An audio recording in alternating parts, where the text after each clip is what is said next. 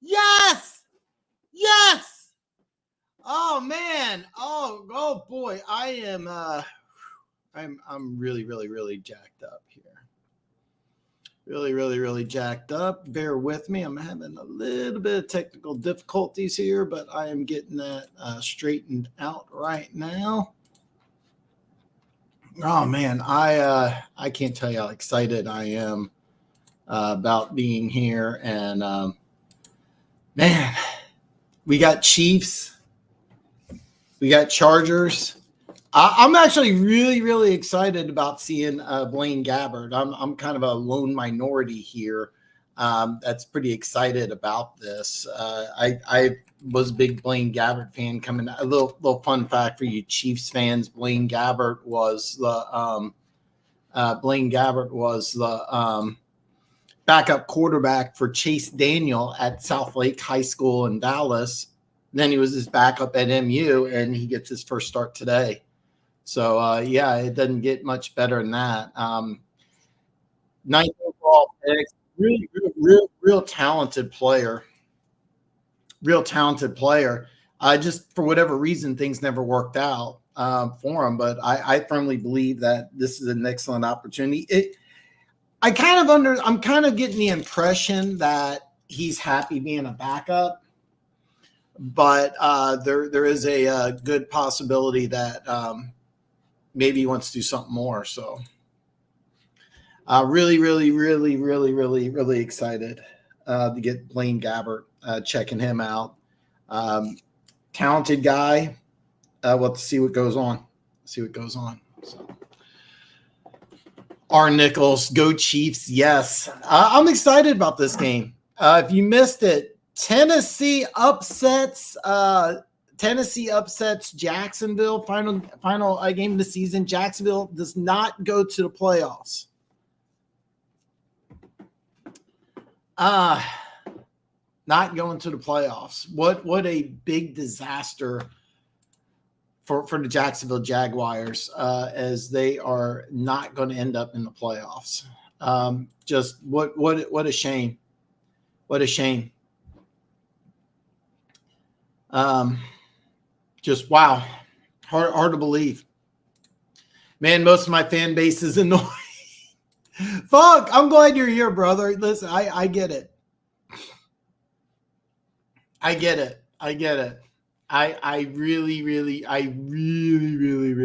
get it. I am bringing up DraftKings for those of you doing sports betting. If you use a different service other than DraftKings, I have accounts on just about all of them. I'm more than happy to bring them up depending on which one you have. The line for Cleveland Houston is already out. Houston's going to be a 1.5 point underdog. The Houston Texans win the AFC South. Go Chiefs. They brought back that Snickers. I like that Snickers commercial. That was always really funny.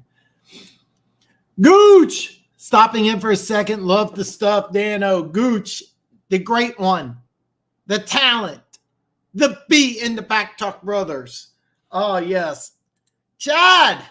Yep, I'm having issues early on, but I am good to go now. I'm very excited. Playoff picture in the NFC. The way I understand it, Gooch is in that. The way I understand the NFC playoff picture, if Green Bay wins, they are in.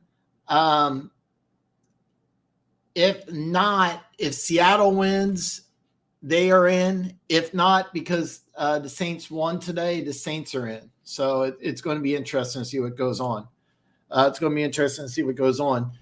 Chiefs are going to receive. It's left to right on your screen here. The kick is up. It's away, and it's going to be a touchback. It's going to be a 1st and 10 for the Chiefs at their own 25-yard line once we get going here. So I'm pretty excited about this. Blaine Gabbert is going to get a start. We're going to see some backups today, but I'm really excited about checking out some of these backups. For those of you not aware, Travis Kelce needs only 14 yards to get 1,000. It would be his 8th straight year. I do believe that the Chiefs are going to try to let him get that. So Blaine Gabbert's going to be in shotgun formation here. CEH to his left is going to be handoff to CEH. He's going to go right up the middle. Looks like a gain of 6 as there's a dog pile there. And we're going to see lots of CEH. Pacheco's out. Let me see here. Pacheco is out. Dana is out. Donovan Smith's out. L'Jarius Sneed's out. Tony's out. Rashid Rice is out. Actually, Travis Kelce is going to be out. Patrick Mahomes is out. So the streak of consecutive 1,000-yard seasons for a tight end is over at 7. No other tight end in NFL history is more than 3. Play action pass for Gabbert here. He's trying to set up the screen. It's Chargers read this perfectly, and Gabbert wisely gets this out of bounds. So 3rd and 4 for the Kansas City Chiefs here. Chargers, it's kind of an interesting story. Coach was fired a couple weeks ago. It's going to be interesting because you're going to have a new general manager and head coach come in after the season. Shotgun formation for Gabbert here. Blake Bell's going to motion here. CEH is to Gabbert's right here. Gabbert back to pass here. He throws the ball downfield. It's going to ricochet, incomplete here. And for those of you aren't familiar with Blaine Gabbert, this was the 9th overall pick in the draft. This is a guy with a lot of talent. Just things didn't really work out for him. And when things didn't work out, I kind of got the impression he's happy being a backup quarterback. There's, as far as talent goes, just pure talent, he's got everything it takes to be an NFL starter. So the Chiefs are going to be a quick 3 and out, and they're going to go ahead and punt the ball away here. It's going to be a fair catch, and Chargers are going to take over at the 25, be Easton Stick as the quarterback for the Chargers, former North Dakota State quarterback. Guy I really like, by the way. I like Easton Stick. I don't know if he's got the tools to be a starter in this league, but he's an excellent backup. I have an energy drink I'm going to pop. I don't know why. I don't need it. I really don't need it. Man. Pretty jacked up here. Easton Stick is going he's got Austin Eckler to his right here. He's got 3 receivers and a tight end here. He's going to motion the tight end to the bottom of the formation here. Stick's going to go ahead and try to play a little quick pitch and catch here with Everett. Nice catch of about 5 yards here. So, Perry, I am doing fantastic. Funk says, I don't care if Philly wins, but I definitely want to see Dallas lose, even though if both my squad gets home field, I'd rather Philly get it over Dallas. It would be interesting. I mean, Philly's kind of been falling apart the last couple of weeks. Of course, if Dallas loses today, Detroit, we get the 2 seed instead of 3 seed, and I think that's a big advantage. Easton Stick, shotgun formation. He's going to drop it off to Eckler. Eckler's going to break a tackle, but get caught from behind by Leo Chenal for a gain of 2. So we're going to see about 3rd and short coming up here. 3rd and short for the Chargers here. Chris Jones is going to play, but I doubt he's playing right now, but I don't think he's going to be in there for too much longer here. FAU, Felix, I'm just going to go with FAU. He's getting a start today, 1st-round pick, local kid out of a place called Lee Summit, a town that I grew up in, went to high school there, and then he was 1st-round pick out of K-State. He's going to get the start today. First time we're going to see him. Nice job by Easton Stick, by the way, here as he was pressured. Chris Jones, just an absolute wrecking crew out there. What a great season Chris Jones has had. I think it's been really wildly overlooked, but, I mean, Chris Jones just had a phenomenal season. Of course, after the season's over, it's a kind of a contract situation to go with Easton or with Chris Jones. 1st and 10 for the Chargers here. It's going to be a handoff to Austin Eckler right up the middle for a gain of 1, maybe 2 here. We're going to see where they spot it at, but quickly gobbled up here by the Chiefs defense. So, by the way, Perry, I'm doing great. It's a great slate of games. I watched Tennessee and Jacksonville in my area, Minnesota. Detroit was on Tennessee, Jacksonville. I didn't really think Minnesota, Detroit was going to be much of a game. You guys tell me who watched it. But I really wanted to watch Tennessee Jacksonville. I really was shocked that Jacksonville lost. That's not a good thing. Jacksonville is eliminated from the playoffs. And it's throw deep downfield to Joshua Palmer and stick through this in the double coverage. Lucky for him, it fell incomplete. It's going to be 3rd and 9 for the Chargers here. So 3rd and 9 coming up.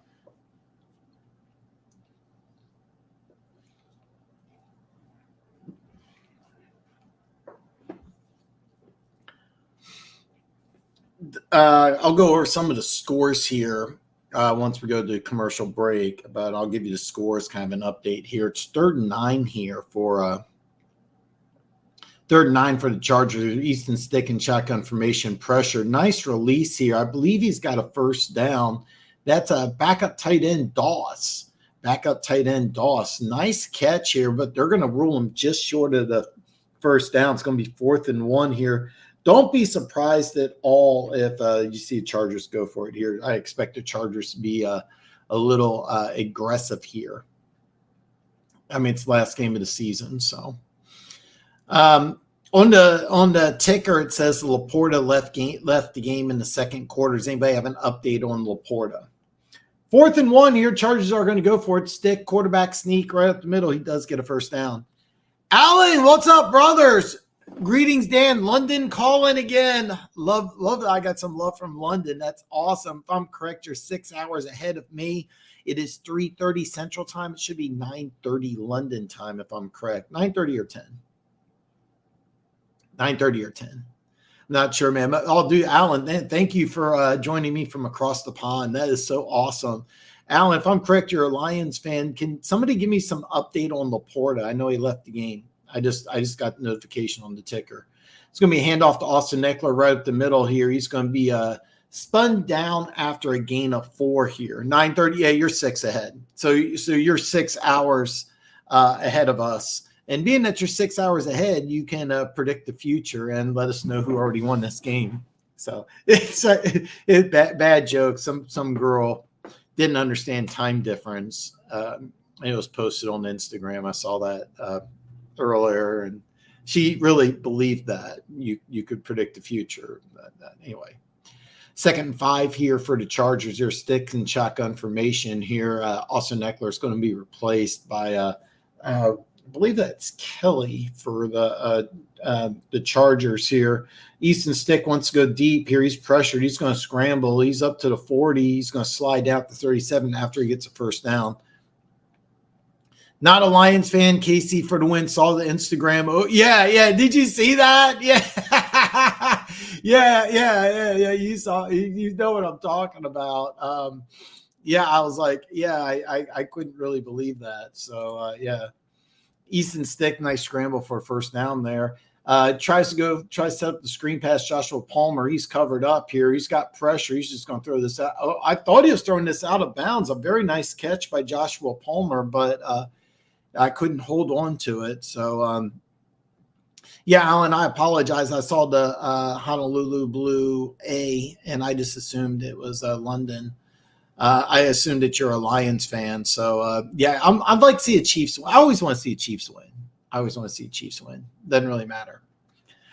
Perry, am I doing a Black Monday? Yes, I will be live. I have a Black Monday special. I think I'm going to have like an open forum like Luke G does, and I'll just put the link to StreamYard and let people come in and chime in. I am doing the Black Monday show. It's already set up, and you know what? I thought I had the link in the description below. Let me double check here. I might not. No, I do not. Give me 1 second here. Okay, bear with me just 1 second here, and I'll put the link in the description here. Bear with me here. I apologize. I thought I had that. Available, but I'm gonna double dip here.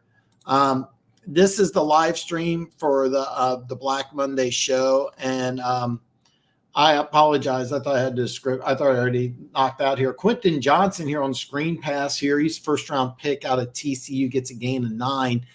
This was my number one receiver coming out of the draft, Quentin Johnston, but I personally still would not have. I would have gone with Brian Branch as much as I love Quentin Johnston. I still would have taken Brian Branch, but bear with me 1 second here, and I am going to go ahead and I'll get the link in the description. But it's 3rd and 2 for the Chargers. Easton Stick back to pass here. Joshua Kelly is going to get a first down and gain a 9. So a gain of 7. My correction here. All right, I'll put this in the description. And then don't forget, tune in Tuesday. You don't want to miss Tuesday because Tuesday I will have George, a.k.a. Riley. I'm going to butcher the last name, Panadopoulos. But I think the number one sports bettor in the world, or at least football. Number one NFL bettor in the world as far as I'm concerned. So, yeah. There could be. There usually is. There's usually one that people don't see. I'll be honest with you. I thought last year Brandon Staley should have been fired, and he wasn't. There's always a surprise. We had the Bears-Packers game here. Don't know the current score in the KC game. I'm sorry I didn't update it. We're tied at 0. Opening drive for the Chiefs resulted in a 3-and-out. Chargers opening drive. They're now inside the red zone at the Chiefs 17-yard line. Easton Stick back to pass here. And, almost picked off. Very nice play by Jalen Watson. Next year, Alan, when I do play-by-play, I'll have some graphics below. That way you can see the score. I apologize. I'm a small YouTuber, so I haven't had time to amp up my game yet.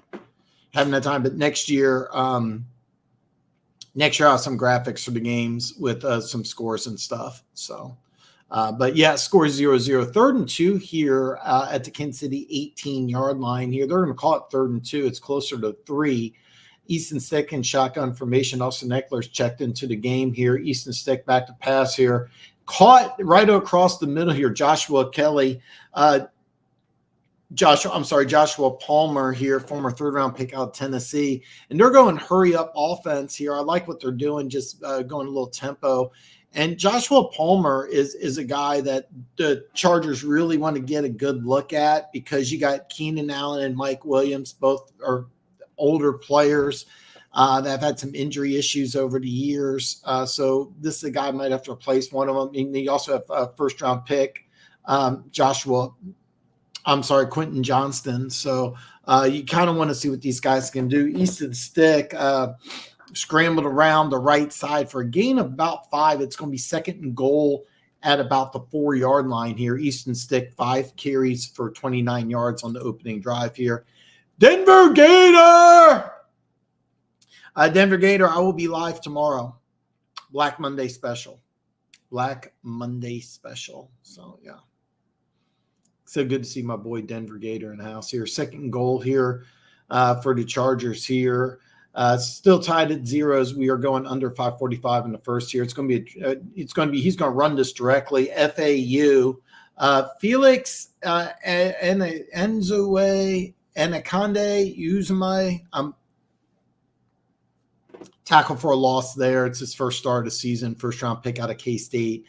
The 31st pick in the draft. Of course, the Dolphins forfeited a first-round pick in the draft. That's why there's only 31 first-round picks, not 32. But nice play here, showing his athleticism. Back to pass here. He's got some pressure. He's scrambling around. He's going to be sacked, fumbled, picked up by Mike Edwards. He's running it back. He's at 15 to 20. He's a foot race. He's at the 40, 50, 45, 40, 30, 25, 20. He could be caught from behind. He is not. Erickson pushes him down after he scores. It's a touchdown, Chiefs. Chiefs strike first. A fumble picked up by safety. Mike Edwards returned 97 yards for a touchdown. Chiefs strike first, 6-0. Tomorrow is one of my favorite YouTube songs, Monday, Bloody Monday. Yes. I'm not obviously not going to play that song during the live stream, but And Charles Omenihu is the one who forced the fumble, and Mike Edwards ran it back. Great job by the Chiefs defensive back. I'm trying to see who that is that was pushing along. It was Joshua Williams, special teams player, getting a lot of playing time today, plays corner. I'm kind of expecting him maybe to make the move to safety sooner or later. Really big dude, but Easton Stick, that was his sixth carry of the drive, and this is why you don't want your quarterback running the ball 6 times a drive. 6-time strip sack. Chiefs defense scores first, 7-0. We're going to go to a commercial break here, and I'm going to get you updated of all the scores that happened earlier today here. For those of you who don't know, Saturday, Pittsburgh beat Baltimore. Thanks to Jacksonville losing, they are in the playoffs. Houston beats Indianapolis. Houston wins the AFC South. Again, thanks to Jacksonville losing. Jacksonville lost to Tennessee today, 28-20, knocking them out of the playoffs. Cincinnati beats Cleveland 31-14. Detroit 30, Minnesota 20. Somebody, if I got a Lions fan in the house, can somebody give me an update on Laporta? I already left the game. Jets 17, New England 3, as New England is doing everything possible to lock up the number 2 seed or the number 2 spot in the draft right now. Oh, I'm sorry. That's actually held currently by Washington, so New England would draft 3rd. We brought up, do you think there could be a surprise firing? Some people think that Bill Belichick could be gone. Saints 48, Atlanta 17. I don't know how much of a surprise it is, but I do think Arthur Smith, head coach of the Falcons, will be fired. I think Atlanta's going to clean house. Tampa Bay 9, Carolina nothing. CJ Stroud wins the AFC South, and Carolina ends on a back-to-back shutout. So should Bryce Young been number 1 pick in the draft? That's up for you to decide. That's kind of what we're at. So that's just kind of where we're at right now. By the way, if you put a comment, I am live on Instagram. If you put a comment on Instagram, it will not flow over to StreamYard. I'm going to put the link here. That way you can actually, I'll put the YouTube link. That would probably be better here and there. That way you can, if you're checking it live on Instagram. This is something new because for those of you who don't know, I've been kicked off of Facebook for unknown reasons. So I'm going to put this on here. That way you can check it out if you want to go ahead and check it out on YouTube. And that did not work. Oh, okay. Yeah, it did. Okay. Kind of a new thing for me. So bear with me. And I believe everything's been updated here on the description. So if you go to the description, you can see the Black Monday special. I thought I had that set up here. Darius Davis, 7th round rookie at TC, returns the kickoff to the 20. So the Chargers are going to start 1st and 10 at the 20-yard line here. Man, God, I'm just really, really jacked up today. I know it's a backup. I know it's a battle of backups. I'm still jacked up, man. I just love it. I love it. I absolutely love it, man. Absolutely love it here. Easton Stick back to pass here. He's going to be pressured by Chris Jones. He's going to scramble. He's going up to 34, 35. He's going to slide down to 40 after he gets a first down, a gain of 15. Easton Stick playing just like he's back at North Dakota State, 15-yard run here. But it's kind of a college offense that they're running in LA today. It's a lot of hurry up, a lot of tempo. The quarterback is the leading rusher. So.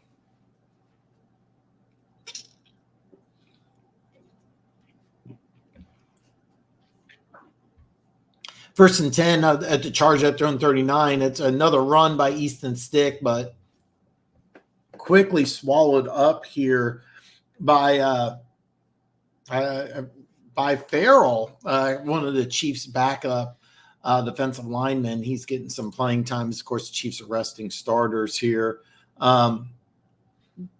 Neil Farrell hasn't played a lot this year, but gets a 3-yard stuff by from Easton Stick here. As Easton Stick is trying to pretend he's back in college, running the ball so damn much here.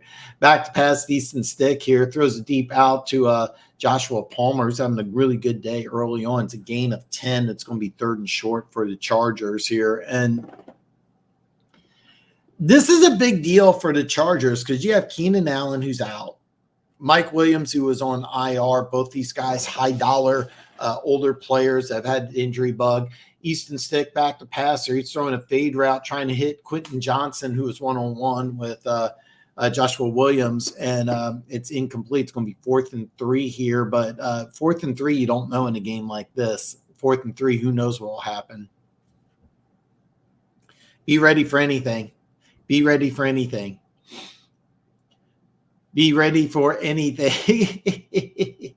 But it looks like the Chargers are going to punt. At least they're lining up in punt formation here. They keep on showing the Chiefs defensive coordinators. I have no idea what's going on, but the Chargers are lining up the punt. But because it is at the 45-yard line, it wouldn't surprise me if they ran a fake.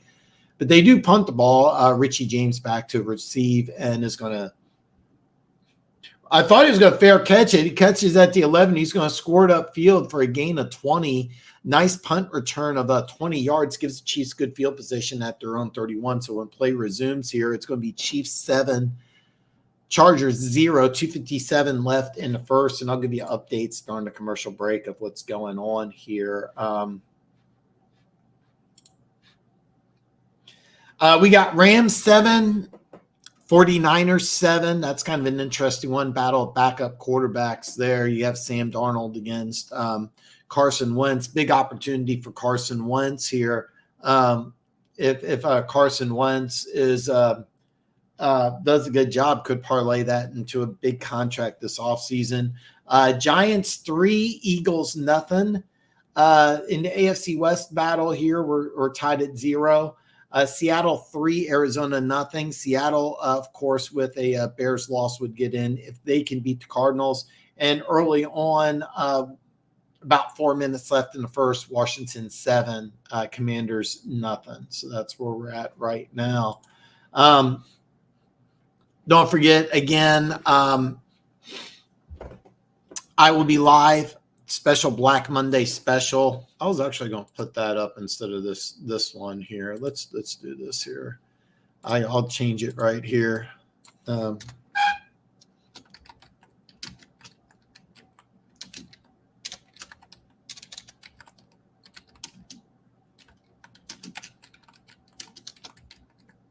There we go. Let's do this here. Yep.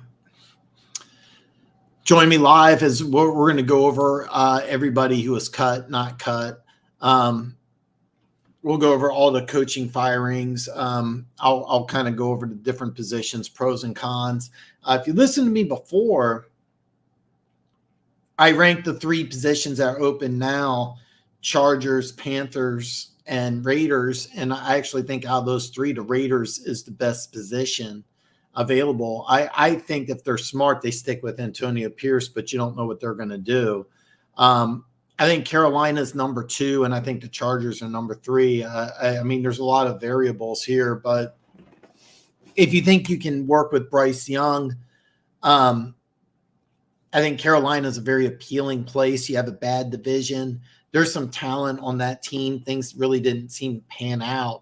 But there's some good things to work with in Carolina. I really believe that. I think the Chargers out of those 3 is the worst job, even though you do got a superstar quarterback in Justin Herbert. So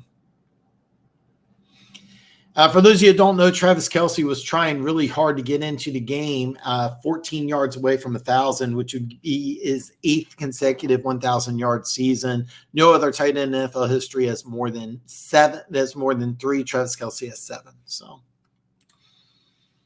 Frank Reich did get fired a couple weeks ago. I'm drawing a blank on who replaced him. Frank Reich got fired.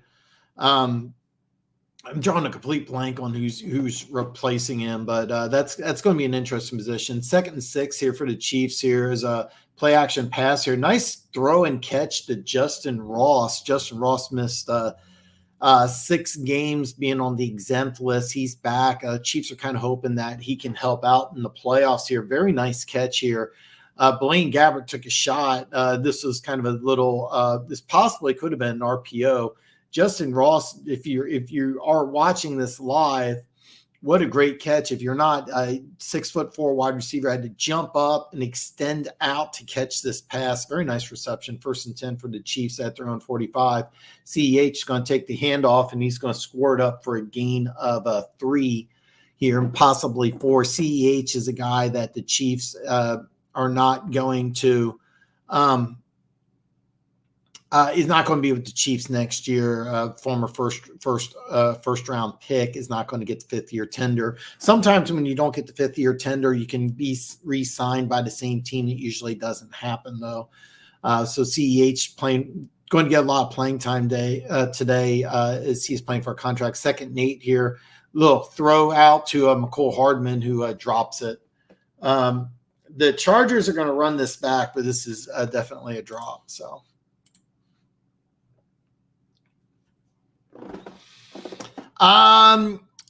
97 Denver Gator. Yeah, he ran it back from the 3.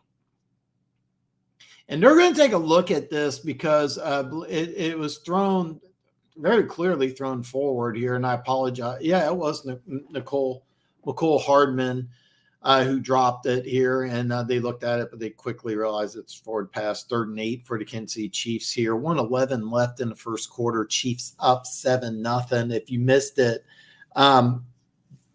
Charles Omenihu punched the ball loose at Easton Stick, ran back 97 yards by Mike Edwards here.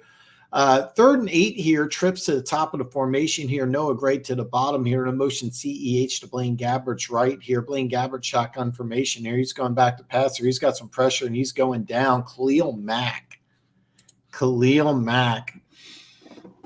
And 4th down and Chiefs are going to punt.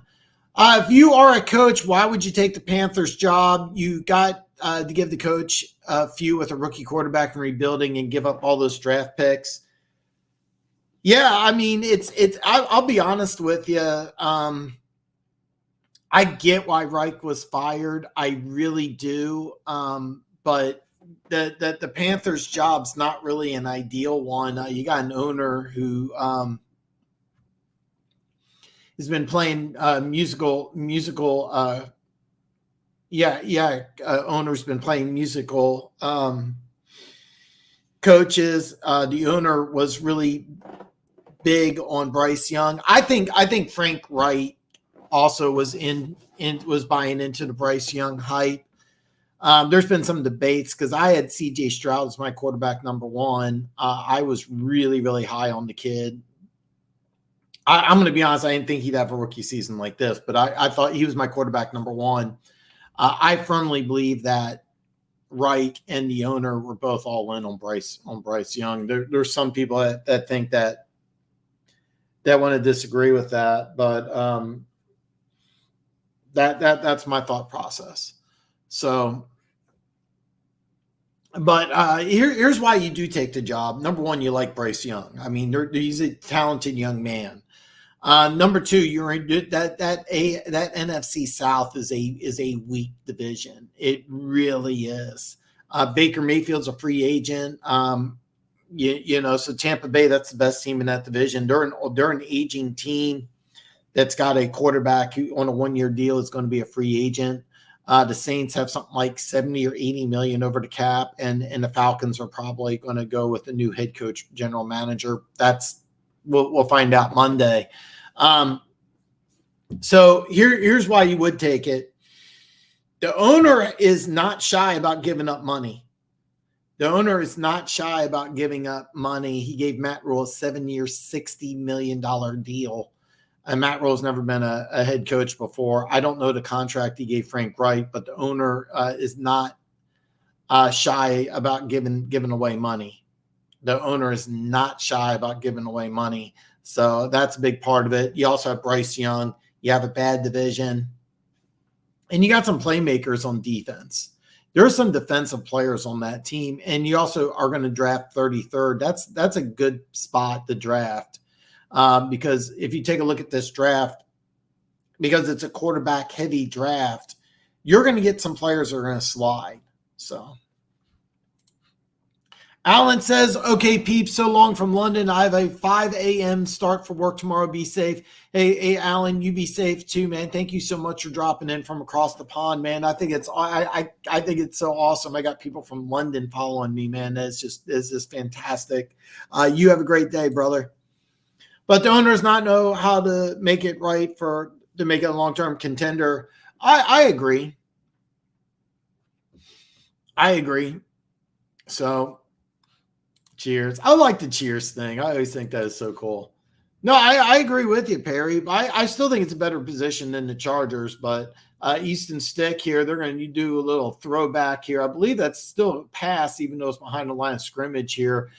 Joshua Palmer, I believe it's his 7th catch of the game. They are using him a lot as it'll be 2nd and 4 here as we wind down the end of the first quarter here.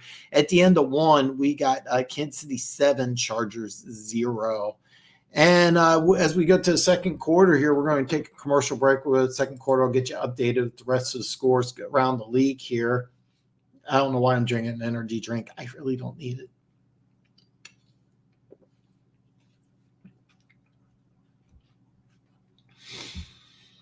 We have Bears 3, Packers nothing.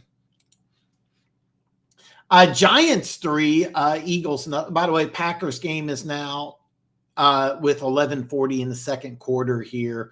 1:38 left in the first here. Giants 3, Eagles nothing. As we start the second quarter here in Vegas, it's Raiders 7, Broncos nothing. 1:16 left in the first, Seahawks 3, Arizona nothing. And as we start the second quarter, Dallas 7, Washington 0. So I think, but yeah, I think out of the 3 jobs, I think the Raiders is the most appealing. And if you're especially listen, if you think that you can make an NFL offense work with either Aiden O'Connell or Jimmy Garoppolo, then the Raiders are easily have the best job. And the reason why is that you have Max Crosby, who, if the Raiders were a playoff team, he would be Defensive Player of the Year. You have receivers, the second round tight end, Michael Mayer, a guy I absolutely love. The offensive line shown signs of improvement. You have an excellent receiving core. I forget if Josh Jacobs was signed to a 1-year deal or not. I forget the whole contract situation with Josh Jacobs. I should know that, but you have offensive weapons. The line really solidified, and Max Crosby's as good of a defensive player as exists in football. So, yeah, I agree though, Perry. I mean, to be honest with you, I think the Raiders' job's the best. I would put the Panthers ahead of the Chargers, but Ben Johnson, who's probably the highest, the biggest name out there. I've been hearing Ben Johnson more than anybody else, the offense coordinator for the Lions. A lot of people believe that he is probably the hottest name as being an NFL head coach next year. If I had my choice, I wouldn't even consider the Chargers or the Panthers. I really wouldn't.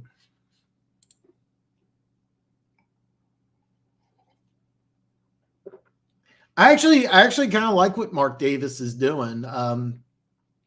He's not like his dad. I mean, he's not a hands-on owner. He's happy to hire a general manager and just let things go. 2nd and 4 here for the Chargers here. They're going to hand off to Austin Eckler, tackled behind the line of scrimmage by actually backup linebacker for the Chiefs. Actually did not. That's Cam Jones. Cam Jones, backup linebacker for the Chiefs here. Nice play, loss of 1 here. So. But I kind of disagree with that, Perry. I kind of like what Mark Davis is doing. I mean, you got a state-of-the-art stadium, 3rd and 4. They're going to call it 3rd and 4. I thought he lost a yard here. Easton Stick and shotgun formation. Eckler to his left here. Also, Easton Stick, he's getting some pressure from Jones here. He's going to run around pressured by Chris Jones. He's going to throw this just out of bounds here. One of the Chiefs coaching staff caught it here. Chris Jones on the pressure here. He's enjoying himself. Chris Jones having the day, folks. Chris Jones the last couple of weeks has just been practically unstoppable. Chris Jones playing for a contract, of course. And, I mean, he's double teamed, and he's still putting some pressure on the quarterback. So, just Chris Jones just doing some amazing things here. Chargers on 4th and 4, they're going to go ahead and punt. And fair catch by Richie James at the 27-yard line here. So it'll be a 1st and 10 for the Kansas City Chiefs at the 27-yard line. 14:08 left in the second quarter. It'll be Chiefs 7, Chargers 0. Then you need to stop trying to get hired a big name and let the GM find the right coaching staff. In that aspect, yeah, but what he did this last time. So what he did is he brought in Gruden, and Gruden got to choose the general manager. Mike Mayock. Once everything kind of fell apart with the Gruden situation, Mike Mayock stayed, and then he was fired. McDaniels, and they brought in McDaniels and somebody from the Patriots organization. They tried to do the Patriots way. And I know what you're going to say, like, the Patriots isn't going to work outside New England. And they found that out. I think so. Right now, the Raiders are looking for a general manager and coach. When the Kansas City Chiefs hired Andy Reid, they hired Andy Reid first, and they hired John Dorsey. And some teams do that, but John Harbaugh, for example, or Jim Harbaugh, I'm sorry, I get too mixed up sometimes. If Jim Harbaugh wants to take over as Raiders, one of the things that he had a problem with San Francisco is he wanted more player personnel control. The Seahawks have a general manager, but Pete Carroll has personnel control. Ron Rivera is the head coach and general manager. Probably somebody's going to get fired, but we'll have to see what happens. But I'm kind of expecting the Raiders to go with the right guy at head coach, and then get a general manager that can work with the head coach. And that's not a bad idea. One of the things that John Madden said, the best thing about Al Davis, was that he goes, I didn't have a general manager. If I needed a player or I wanted to make a trade, I just went directly to Al Davis and said, hey, I need A, B, and C. And he said I don't remember a time Al Davis said no. I said, if I went to Al Davis and said I needed something, Al Davis did it. And that was one of the things that he thought was an advantage. But right now the Raiders don't have a general manager. And I think what they should do is give the job to Antonio Pierce, and then, try to find a general manager who can work with Antonio Pierce. So, Sandy, what's up? The answer is no. Travis Kelce is out. Blaine Gabbert back to pass. He's going to throw a long one to Justin Ross outside of his reach. It's going to be 2nd and 10 here. Hired Gruden was a mistake. Mike Mayock was a bad GM. McDaniel is not a good head coach, but a great offensive coordinator. Yeah, it sucks because I liked what Gruden was doing. And Mike Mayock, he was a bad GM, and it sucked because I loved him on the NFL Network. I absolutely loved him. And he knows his football. Mike Mayock knows his football, but they messed up here. P. Ryan's going to go around the left side here for a gain of about 2 here. With Pacheco out, the Michael P. Ryan, a guy who started in preseason, is going to get some playing time here. They're going to give him a gain of 3. I thought it was closer to 2, but 3rd and 7 for the Chiefs here. But yeah, I mean, Gruden didn't work out. Mike Mayock didn't work out. And I agree with you about McDaniel. Great offensive mind. I expect him back in New England if Belichick stays there.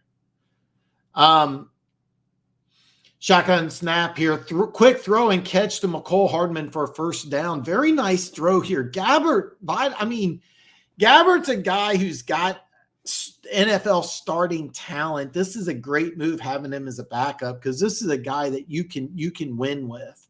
He is a guy that you can absolutely win with. This is a very talented young man.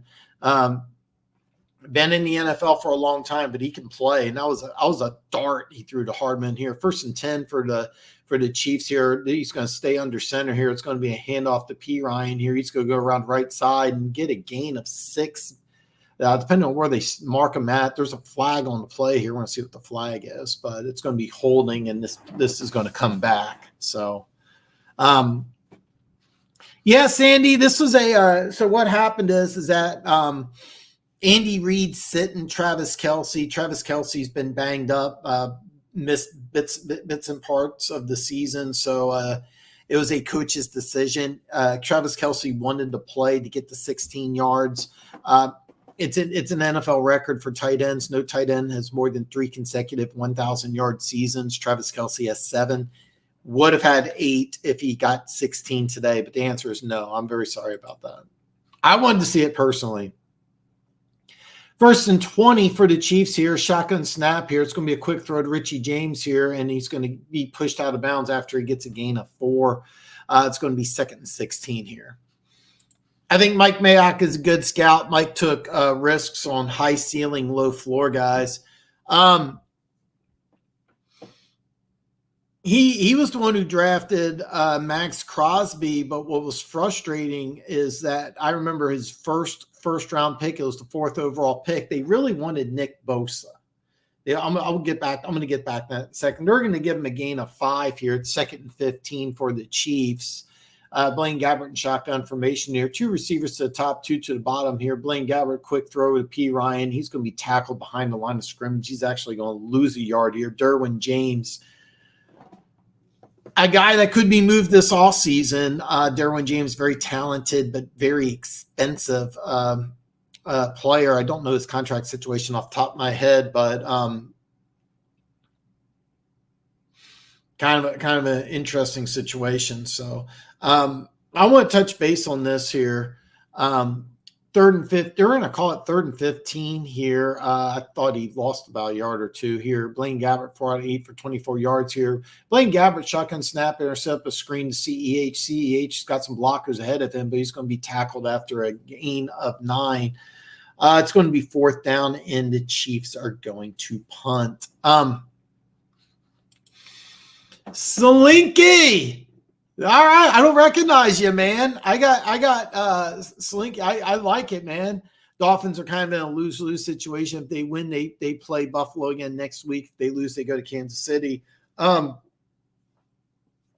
don't think it's a lose-lose because if you win, you already beat them. So, and you're playing them in Miami again. You're taking a team from up east, and you're making them go down south. Miami used to have out of all teams in the NFL, Miami doesn't really have that home field advantage anymore. But I mean, it's better to be in Miami than to come to Kansas City. So, by the way, Slinky, I don't know where you're from in the country. I live here in Kansas City. Next week, it's supposed to be single digits and snow.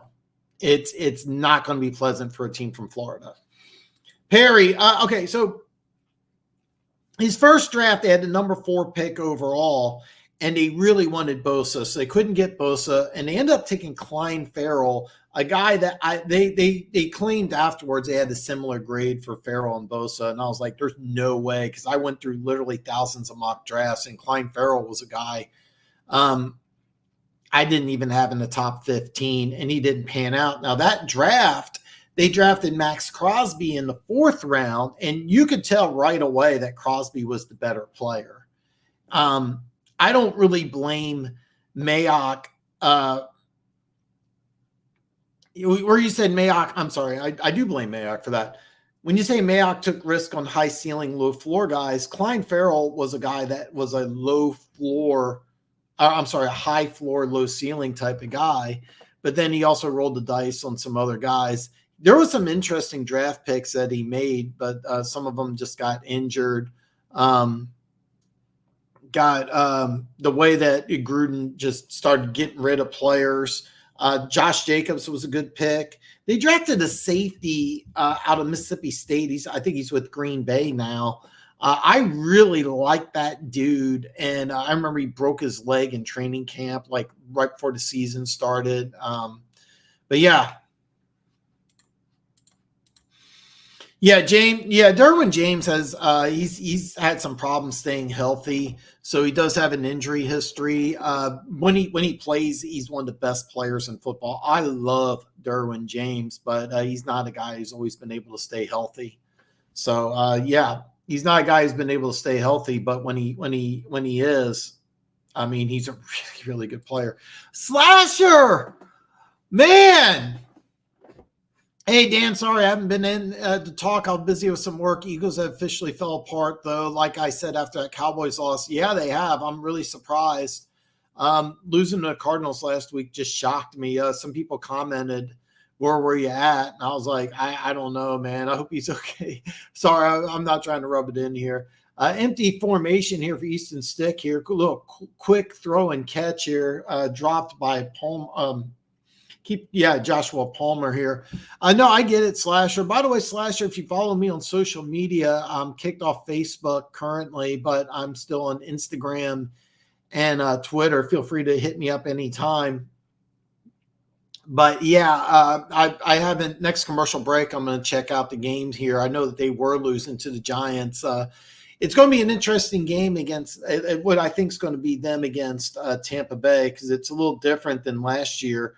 Where last year, when Tampa Bay got into the playoffs, they had to kind of get lucky and a few things go their way. I think the Cowboys were like a 7-point favorite in that game. It's not the same way. It's really not the same way. So, but I really firmly believe that they can still beat the Bucs, but it's not going to be the same way. Remember last year, Tampa Bay lost 31-14, Brady's final game. And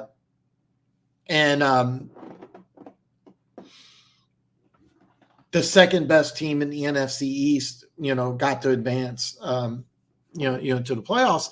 I don't know if Philly can. I would probably predict Philly to beat Tampa in that wild card game, but I don't know. That's going to be a fun game. That's going to be a fun game. But no, I'm sorry about the Eagles falling apart. I mean, after they beat the Chiefs on Monday night, I was like, damn, that's a good team. And the defense hasn't been on track. The offense, I was bothered by the offense, even though I had both A.J. Brown and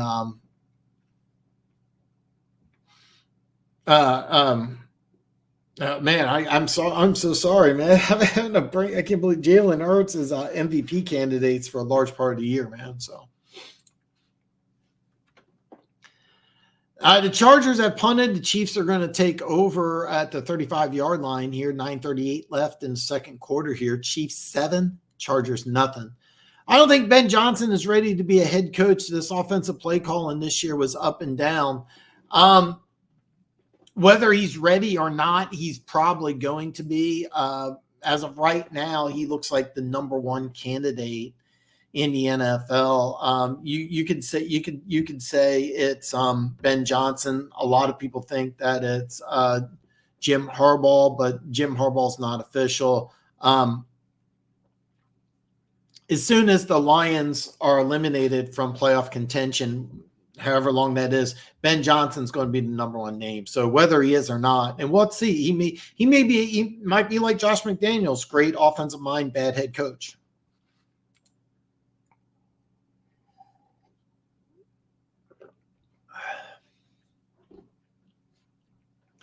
When you let Fat Matt be your DC, you should fall apart.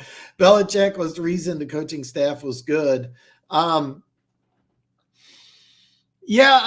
the way it works is that I forgot who the defensive coordinator is, but then they kind of like switched it up where the defensive coordinator who was down on the field, they moved him to the booth. They put Patricia down on the field to interact with the players, and that hasn't seemed really to work out. It wouldn't surprise me if after the season's over, the Eagles make some changes on the defensive side of the ball. But I mean, the way things look, that the Eagles are still going. I mean, they're still going to go to the playoffs. As of right now, it looks like they're going to play Tampa Bay, and I think there's a good chance they could beat Tampa Bay. And then who knows? There's been teams that have come into the playoffs cold and turn it around. It doesn't happen often. Usually, if you come into the playoffs hot, you play hot. But there's been several Super Bowl winners that have entered the last couple of weeks of the regular season on a down note, but then turn it on for the playoffs. So, do you think the Philly head coach will be on the hot seat this offseason? I don't think so. I personally don't think so. Philly's a tough town, though, Perry. Philly's a tough town. They're not they're a crazy fan base, so you never know. But I don't think so personally. That's my opinion. But I'm more logical. I mean, Eagles fans are kind of crazy. I mean, let's be honest here. Play action pass for the Chiefs to Blake Bell, a gain of 3 here. So it's going to be 2nd and 7 for the Chiefs here, as what the main goal is for the Kansas City Chiefs, is that they want to just see how comfortable Blaine Gabbert is with the offense. Keep in mind, ideally, nothing happens to the best player in the NFL, but if he's not able to go, you want to see what you got. So you're seeing some basic things here, and so far I've been very impressed with Blaine Gabbert here. He throws a nice little out route here. Blaine Gabbert has all the tools to be an NFL starter. This is a very impressive player here. He throws a bullet here to McCole Hardman. It's a 7-yard gain. It's going to be 3rd and 1 here, but you can see he operates the offense very, very well. They're not trying to light up the scoreboard. They're not trying to. It's more of a let's see what your comfort at versus trying to beat the Chargers. 3rd and 1 here. It's going to be a handoff to CEH. CEH is going to go right up the middle for a gain of 5 and a first down as they enter Chargers territory. They're going to enter. They're going to be on the Chargers 45-yard line. CEH is going to be a free agent this season, and he's a guy that former first-round pick, has some talent, but it hasn't really worked out in Kansas City. It's going to be interesting to see what happens. So we'll wait and see here. Wait and see.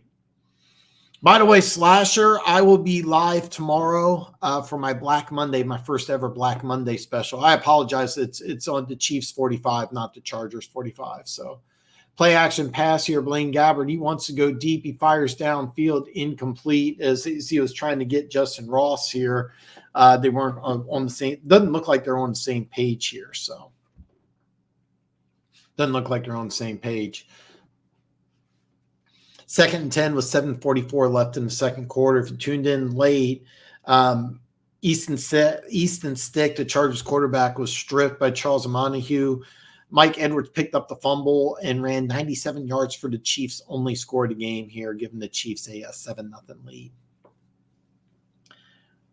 Blaine Gabbert, shotgun formation, handoff right up the middle to P. Ryan, and he's going to get a gain of 5 here. It's going to be a 3rd and 5 from midfield here once we get back on track here. P. Ryan signed with Kansas City late and was really, really impressive in preseason. I really, really impressive. Didn't actually make the team after preseason and got cut, signed back onto the practice squad, and was elevated today. But this is a guy that I think can play in the NFL, and he's getting a nice opportunity today. And so far, he looks good in spot duty, relieving CEH, who, of course, is going to be playing for a big contract. 3rd and 5 here for the Chiefs here. CEH is going to come back here. Blaine Gabbert back to pass.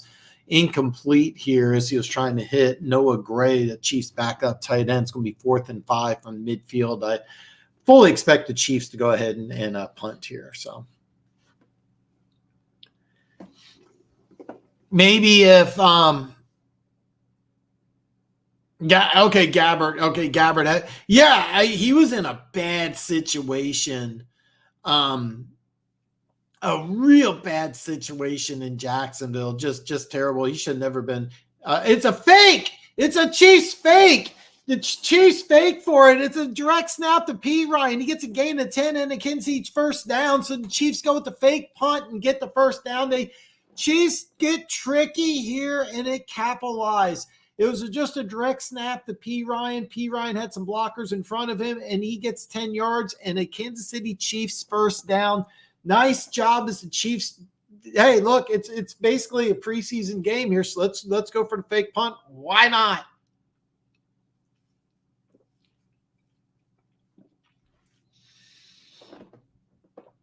Gain of 9 here, 1st and 10 at the Chargers 41 here. Blaine Gabbert under center, play action pass here. He wants to go deep downfield. He throws it across the middle. Nice throw and catch. Cole Hardman breaks a tackle. Tackle down inside the 5 here. Hardman makes a nice catch, then breaks a tackle. 36-yard gain. I'm like, my mouth's really dry. I don't know why. God, nice play by McCole Hardman here. Asante Samuel. He's a guy also that I am really, really high on. A great corner for the Chargers. But actually, I watched his dad play. Dad was a longtime Patriot, really good football player in his own right. But nice play by McCole Hardman. 3 catches, 53 yards. Gets inside the 4-yard line. P. Ryan's going to take the carry, go right up around the left side here. Powers forward all the way to the 1. It's going to be 2nd and goal at about the half-yard line here, it looks like. 2nd goal at the half-yard line here as we go inside 5 minutes in the first half. So, yeah, Bruce Arians, when he was with Arizona, had Blaine Gabbert as his backup to Carson Palmer. Really liked him, took him to Tampa Bay. And when the Buccaneers had that horrible Super Bowl win against the Chiefs, Blaine Gabbert was the backup to Brady. P. Ryan's going to take the snap here. There's kind of a misstep between Gabbert and P. Ryan here. P. Ryan stopped for a loss here.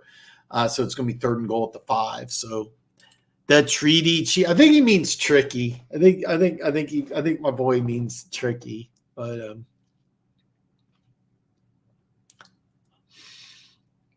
it's a gain of, well, I'm sorry. They pushed back to the 5, but he was stopped at the 4. So stopped at the 4 here. Khalil Mack has 17 sacks this year, which is tied for a Chargers record with Leslie O'Neal and Sean Merriman. Trying to break that record here. 3rd and goal for Blaine Gabbert here. He goes back to pass here. It's going to be caught by CEH. And actually, they're going to say he trapped it. So it's going to be 4th and goal here. And after the fake punt, I think that's enough here. I think we're going to see I think we're just going to see the Chiefs go ahead and kick a field goal, try to go up by 10. And they had Khalil Mack just one-on-one against Wanda Morris. Wanda Morris is a 4th-round pick out of Oklahoma. Been starting the last several games at left tackle.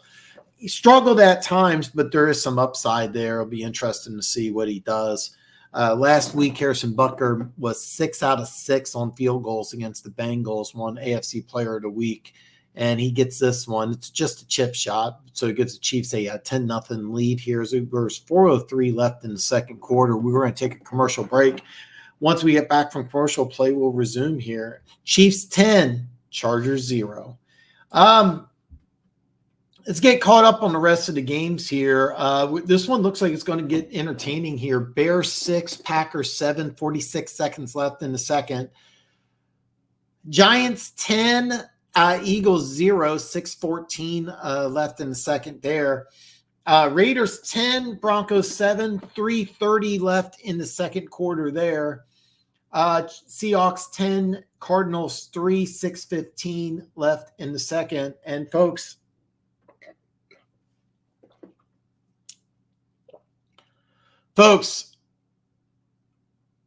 Commanders 10, Cowboys 7, 5:15 left in the 2nd. We're getting entertaining here as the Commanders are making this a game. Who knows what could happen here if the Commanders win?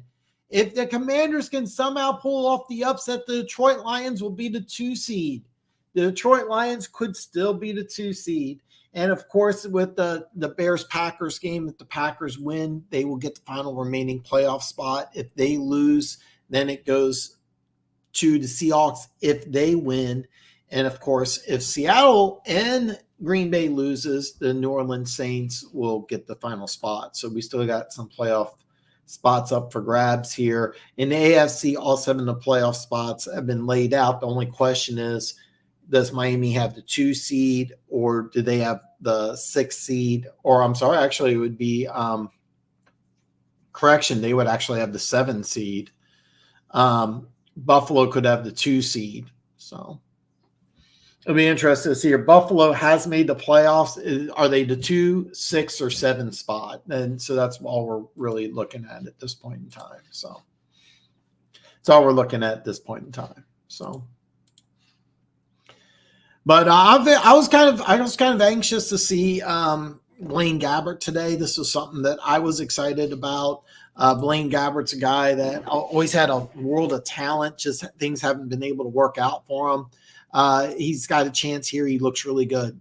I believe he's just signed a 1-year deal with the Chiefs. I could be mistaken on that, but being that he's a guy that if a team wanted him bad enough that a trade's definitely possible. I think he could easily start. Gardner Minshew's another guy. There's a lot of – it's funny because there's some guys that are more than capable of being starters in this league that are going to be free agents after the season's over, and this is also a quarterback-heavy draft. So it'll be very interesting. The trend's been to get a rookie quarterback and to try to start him right away. So – my boy Tim asks if Green Bay loses and Seahawks win. The answer is yes, Tim. The way it works, Green Bay wins, they are in. If they win and Seattle wins, Seattle's in. If Green Bay and Seattle loses, then the Saints will get in. What is your must-watch or interesting games in the first round? I really, really want to see Lions-Rams.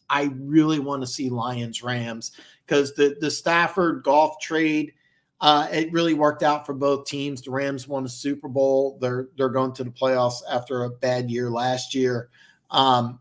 Detroit used those draft picks wisely and has built up a team that's won the division for the first time in I think it was 30 years or something. So another throw to Palmer. And they're by the way, if you're a Chargers fan, they are seeing what they can get out of Palmer because you have Keenan Allen, you have Mike Williams, and there's a chance that both these guys, you could move on from both of these guys. So this would be the guy to take over. And then you also have first-round pick Quentin Johnston.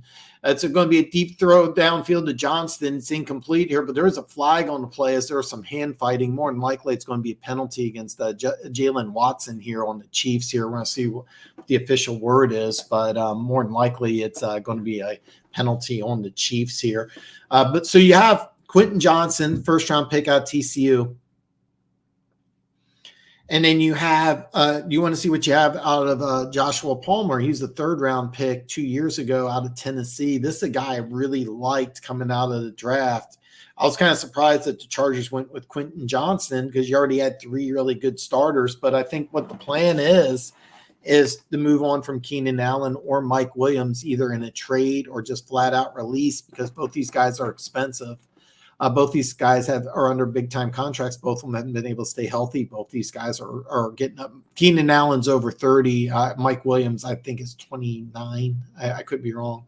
But he's been in the NFL for a couple of years. So I think what you're seeing with the Chargers targeting Joshua Palmer and seeing what he can do, because there's a very good chance that your 2 top receivers next year for the Chargers are going to be Joshua Palmer and Quentin Johnston. You may have to move on from these guys.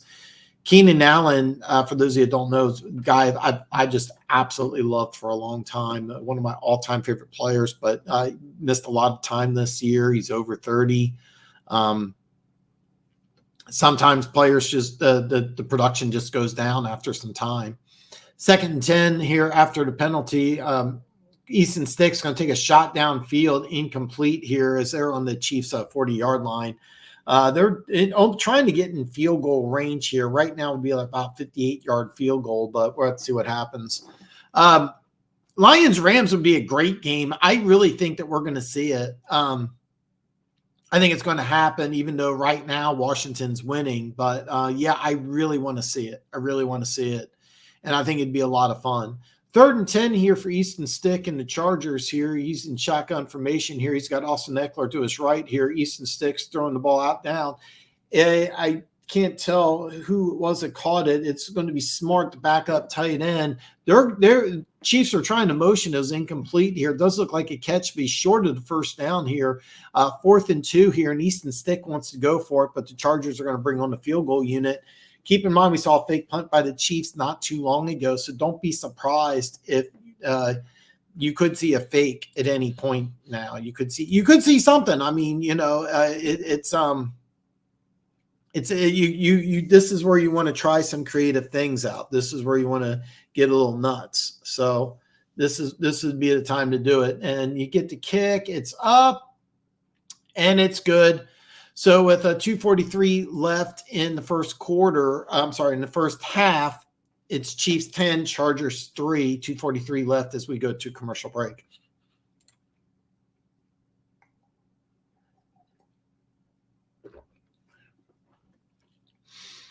My 3 guys have the most pressure on them are Lamar, number 1, Josh Allen, number 2. Like Lamar, he needs to make the Super Bowl. Number 3, Goff, got to best. I think you mean best. McVay improved McVay wrong. Yeah,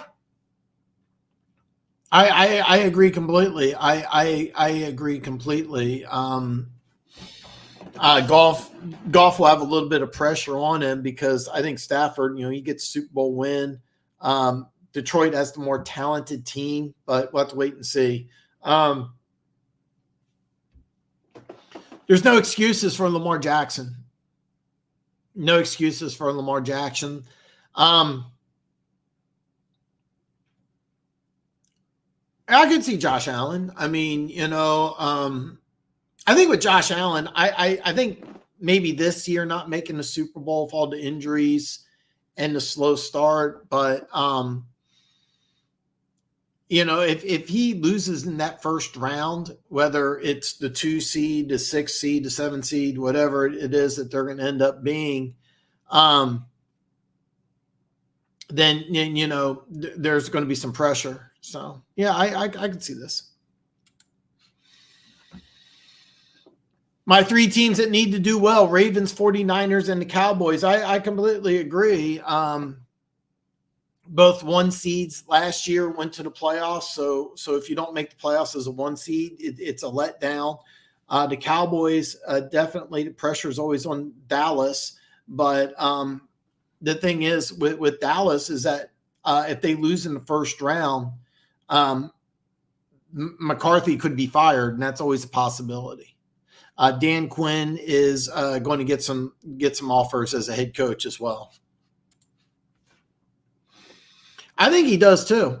There's a lot of Bills fans I had to unfollow that swore up and down Allen's better than Mahomes. And it's like, are you sure? Are you sure? Yeah. Are you sure he's better? I don't see it, but yeah, I mean, you need to see it. You need to see it. I mean, you're in the playoffs no matter what. But if you get the 2 seed and you're playing at home, you need to at least win that first game. That's a must. Because if you don't, that team's going to – Buffalo's an interesting team this offseason because they got an aging team, especially on the defensive side of the ball. They're going to make some moves this offseason. Buffalo's going to be a team that's going to let go of several players. It's going to be interesting to see what they do.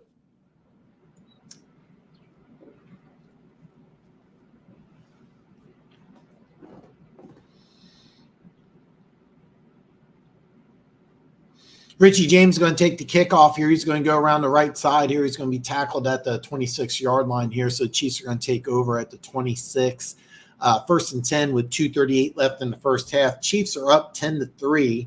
And Wanda Morris has a injury. He was at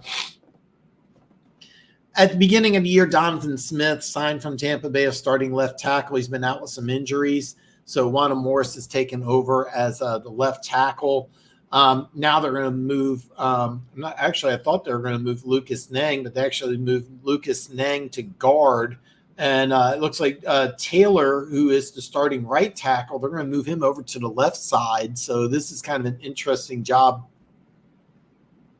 Originally, Jawan Taylor, big-time free agent from Jacksonville, who's playing the right tackle, they're actually going to move him to the starting left tackle, and then they're going to move Lucas Nang. They got Lucas Nang. I'm actually not sure what the Chiefs are doing with their offensive line. The way it looks like Lucas Nang, that previous play was playing guard.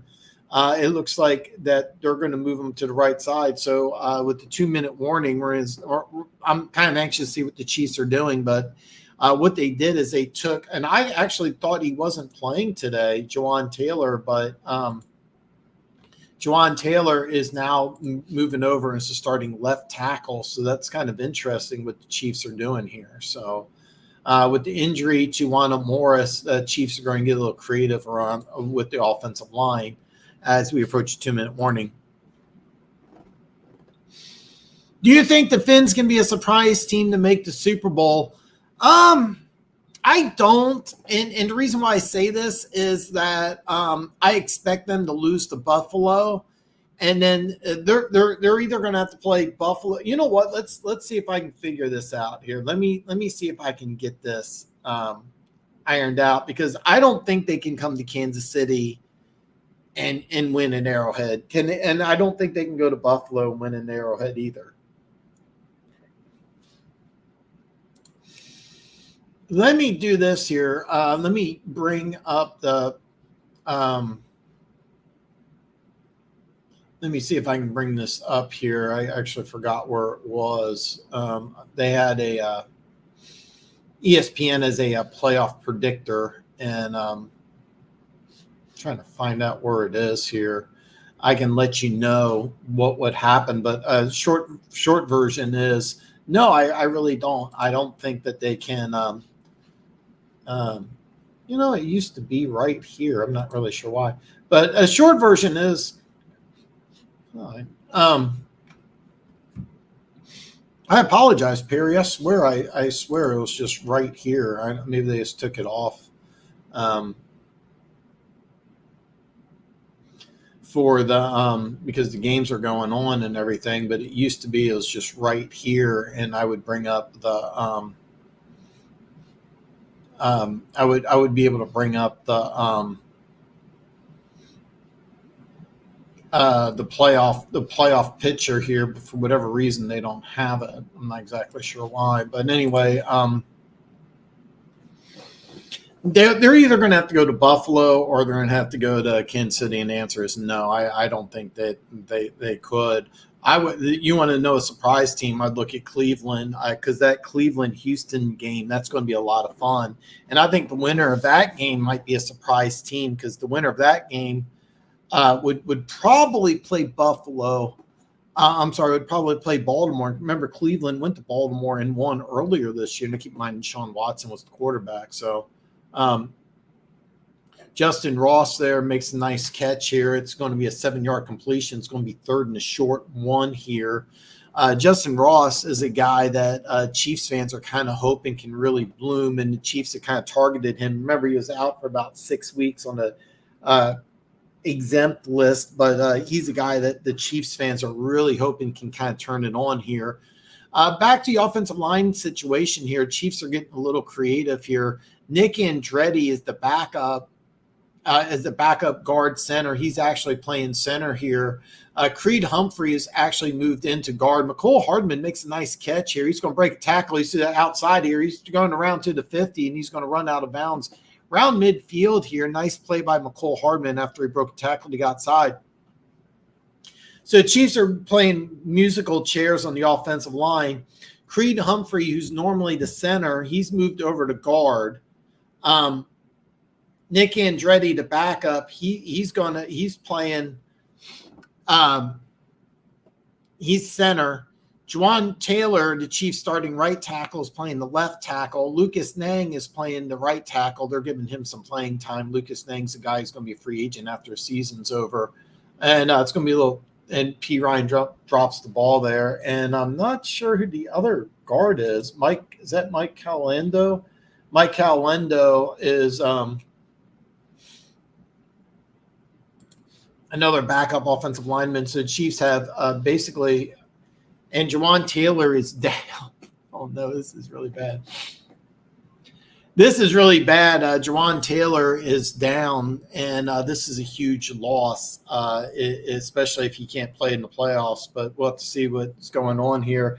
It'll be a 2nd and 10, 1:40 left in the first quarter. Chiefs will be charged a timeout, being a player went down inside of 2 minutes here, as we're going to stop the clock, as play is going to stop, as we find out what's going on with Jawan Taylor. So Chiefs lost this game a couple offensive linemen to injury. That's not a good thing. Wanda Morris left the game earlier. He was the backup left tackle, starting left tackle over the last couple of weeks. Jawan Taylor moved over to the left side. He's Chiefs starting right tackle. He's been down. So the Chiefs this game, I've lost both their starting tackles. That's not a good thing. And if you remember when the Chiefs lost to the Tampa Bay in the playoffs, it was because the Chiefs offensive lineman just kept on falling down. But he does get up on his own power and walks off. That's a good sign.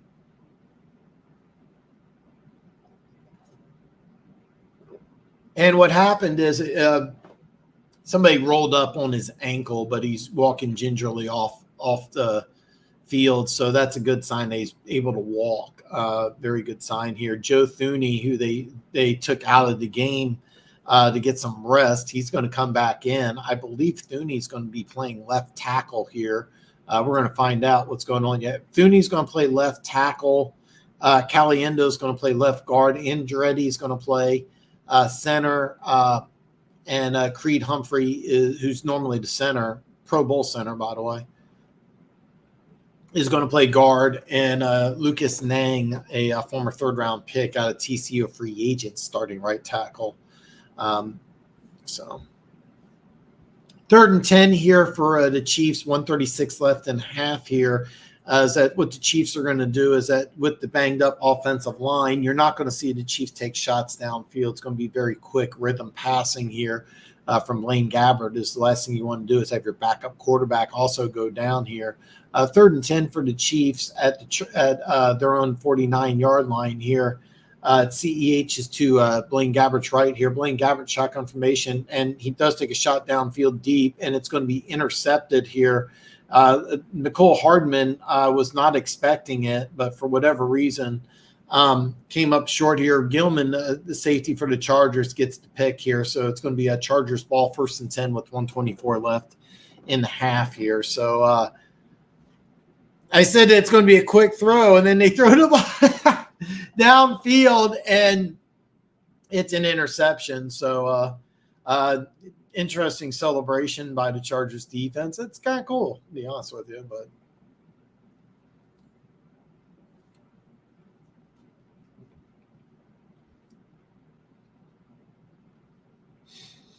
some sort of miscommunication there between Hardman and Gabbert, because Hardman didn't think the ball was coming to him at all, just pulled up short here, and Chargers safety was able to read it, get the pick, and it'll be interesting to see. The Chargers have all 3 timeouts and 1:24 left in the half, so we're going to see what Easton Stick can do. Keep in mind, number one thing you want to do in this situation is you want to get that first down. You want to get that very first down. Actually, the ball's going to be at the 12. So 1st and 10 for the Chargers here. They have all 3 timeouts. Throw out to Joshua Palmer here, and he gets a gain of 11 here and gets out of bounds. So a nice 12-yard gain, plus he gets out of bounds, stopping the clock with 1:18 left in the first half. And, McCole Hardman on this interception just stops running. And Blaine Gabbert's not happy. Gabbert's not a happy camper there. 1st and 10, 1:18 left in the half here. Chargers are at their own 24-yard line. Easton Stick back to pass here. Throws. It's going to be incomplete here as he was trying to hit. Can't tell who he's trying to hit here. So new quarterback, same trash receivers. Man, we need to make a splash this offseason with our wide receivers. I expect the Chiefs to sign. I don't think they're going to sign a big name player, but I expect the Chiefs to sign 1 or 2 receivers. A lot of people have been saying Mike Evans or trying to trade for a big-time receiver. I don't see that at all.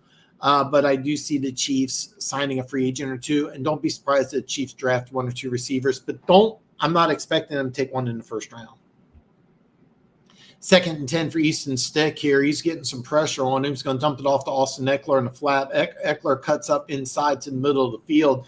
Going to be tackled for a gain of 6. It's going to be they're going to call it 3rd and 5 as we go under 1 minute. Chargers have all 3 timeouts.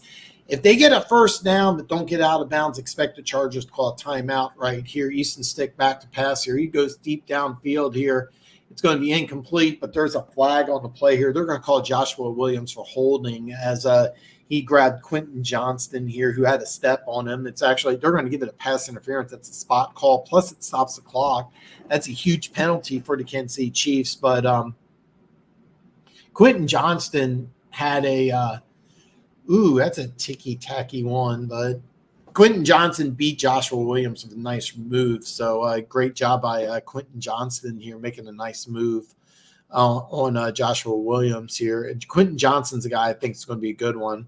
It's not a spot foul. I thought it was. 1st and 10 at the Chargers 43-yard line, 48 seconds left here. Easton Stick's pressured. He's going to run. He's at the 45, 50, 45. Slides down at the Chargers 43-yard line here. Okay, there it is. I was going to say Easton Stick didn't, but somebody called a timeout. 39 seconds left in the first half here. Chargers have 2 timeouts remaining here as they are now finally, it would be a long field goal, but they are in field goal range. So that's exactly what they want to do. Easton Stick making a lot of plays with his legs. Of course, he has the fumble that was returned 97 yards for a touchdown, but his athleticism has been impressive. I'm an Easton Stick fan. Don't get me wrong. I really like what he's doing. Really like what he's doing. Big Easton Stick fan. So they're going to give him actually 1 more second. So 40 seconds left. They're on the Chiefs 44. They are not in field goal range, probably about another 10 yards. And they throws a nice throw here, 5-yard slant route to, I can't tell who that is. Backup. I know he's a backup receiver for the Chargers. I actually don't know who that player is. It's Alex Erickson, actually. Okay, Alex Erickson. Backup player gets a nice gain, and Chargers are going to call another timeout here. It's 2nd and 5, 35 seconds left remaining. Right now, it'd be like a 53-yard field goal. I know the Chargers would like to get a few more yards before they try for a long field goal. But what they want to do is make this, less than a 7-point gain. So. One Pride, welcome, brother. One Pride. Don't forget, I will be live tomorrow, my first ever Black Monday special. I'm thinking about doing like what Luke G does and putting the link at the top. Yourself and some other people could want to chime in. Chargers get a 3-yard reception here. They're going to go hurry up and not stop the clock here. It's going to be 15 seconds here. Easton Stick, he's going to go back to pass here. Gets the completion here to Parnham. Parnham gets out of bounds at the 22-yard line. So it's going to be 1st and 10 at the 22. 8 seconds left in the 8 seconds left in the half here. And I'm kind of expecting the Chargers to get one shot here. And Philly getting waxed. That is correct. Giants 24, Eagles nothing. One Pride. I heard Laporta left the game in the second quarter. Can you give me a Laporta update? 8 seconds left in a half here, 1 timeout. I expect the Chargers just to take 1 shot into the end zone here. Easton Stick back to passer. He's going to launch one up, and it's going to be incomplete here as they're trying for a jump ball here with Doss. They're trying to jump ball Doss against Williams. Actually, I have no problems with that play here. You just launch one up here. Joshua Williams complaining as Doss held Joshua Williams' jersey down, but you hold on the inside, not the outside. That's why he didn't get called. But 4 seconds left in the half here. The Chargers are going to try for a 40-yard field goal to make this a 4-point gain here. The kick is up, and the kick is good. Okay, so as we go into halftime, it's Kansas City 10, Chargers 6.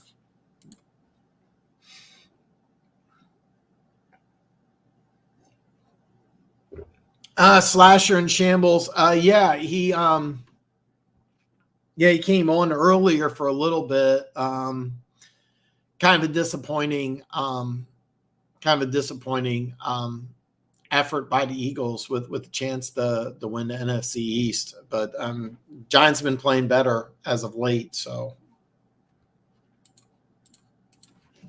Aiden Hutchinson has 11.5 sacks. Let me know. Oh, okay. It's a bone bruise. All right, perfect. Aiden Hutchinson with 11.5 sacks. He's had a good year, man.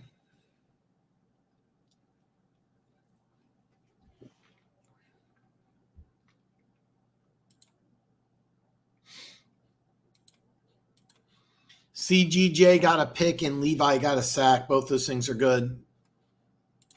Dallas doesn't look much better. Well, let's go to the scores here as we're on a commercial break here. We're about 10 minutes left in the third quarter here. Bears 6, Packers 7. We're at halftime in the Meadowlands here. Giants 24, Eagles 0. Halftime in Vegas, Raiders 17, Broncos 7. I think that Antonio Pierce should stay as the head coach of the Raiders, but they're going to interview some people, but I would stick with Antonio Pierce. We're at halftime in the desert here. Seahawks 13, Cardinals 6. The first half is winding down. Dallas 21, Commanders 10. So, Dallas is up by 11, so I think they're doing just fine. I'm not exactly sure why I can't pull up the here it is. Okay, apparently I don't know how to read. So here's the way things currently look. Dallas wins. They'll be the 2 seed. If the 49ers win, which the 49ers are up, I don't know why, but they took the game off of so they took the game off DraftKings. I'm not exactly sure why. I was up shortly before here, so let me see if I can pull up that score real fast here. San Francisco and the Rams. It's San Francisco 20, Rams 7. It's off DraftKings right now. I'm not exactly sure why. So let's just say San Francisco wins. So San Francisco is up. San Francisco.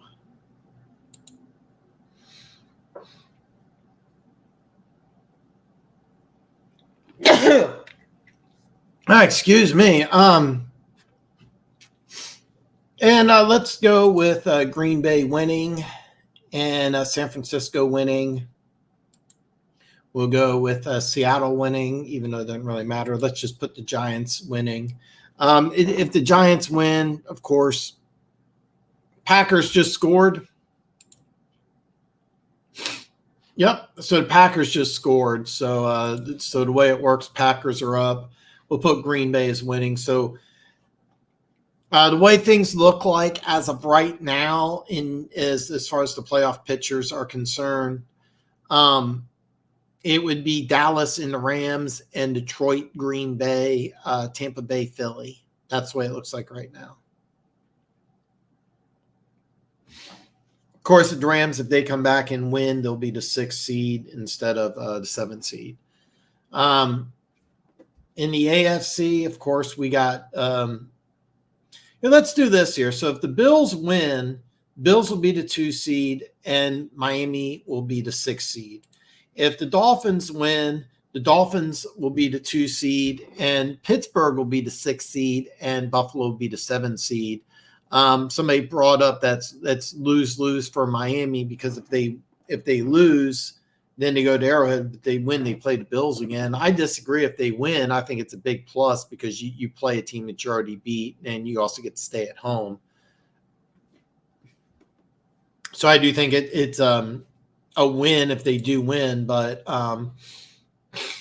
The thing is about the Dolphins is that the weather report here in Kansas City is that the weather is going to be it's going to be about single digits in snow for Sunday's game. So that's, if you're a team from Florida, do you want to play in single digit snow games? No, you don't. But I mean, there's lots of guys. Tyreek Hill played for several years here and played in some cold weather games and played well. So I mean, I'm not telling you that they can't do it, but we'll have to wait and see. So I found the playoff calculator. By the way, if you are watching on Instagram, the Instagram comments do not flow over to Streamyard. So I put the link in there. That way you can go on YouTube. The YouTube comments will flip over, and same thing with Twitter. Not too many people watch on Twitter, I'll be perfectly honest with you, but I do have it broadcast on Twitter here. Usually people don't tune in too much, but on Twitter. But yeah. So. And don't forget, I will be live on Black Monday. Black Monday. I have a Black Monday special, so.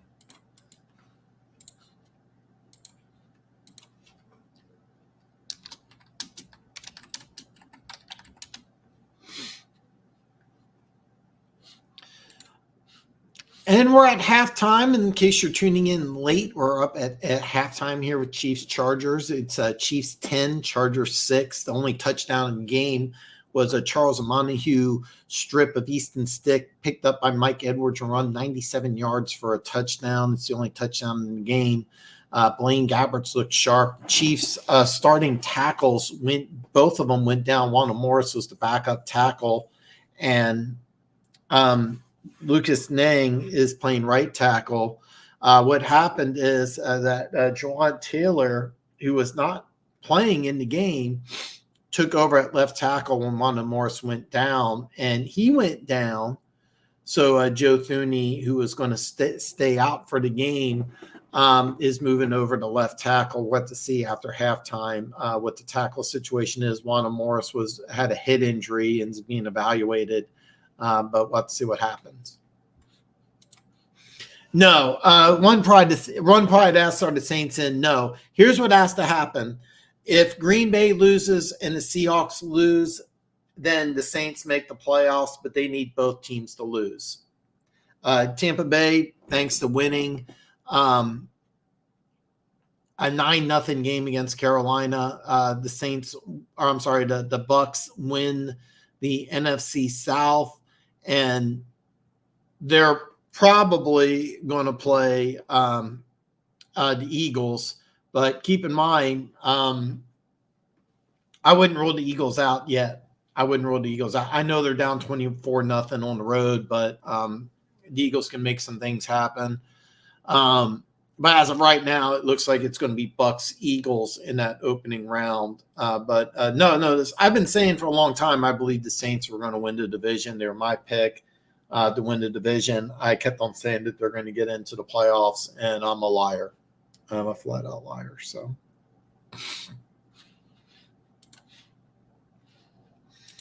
I'm just a flat-out liar, so I apologize to you guys. I apologize to you guys. I don't believe the depth, or I'm sorry, I don't believe the draft chart that I use is up to date yet. But if it is, the way it works is that New England with a loss is they have the third overall pick in the draft. That things are going to get interesting. This is going to be Draft Central. So the way things look, actually, this looks like the draft is looks like this chart is updated. It's going to be, I'm a big fan of the draft. So if you have some draft questions, Eagles are still in, but they look terrible. Yeah, they do. I'm really surprised. They've just kind of fallen apart. That game all of a sudden now looks interesting between Tampa Bay and Philly. That game now looks really interesting. I originally said that the game to watch is going to be Rams Lions, but that could easily be Rams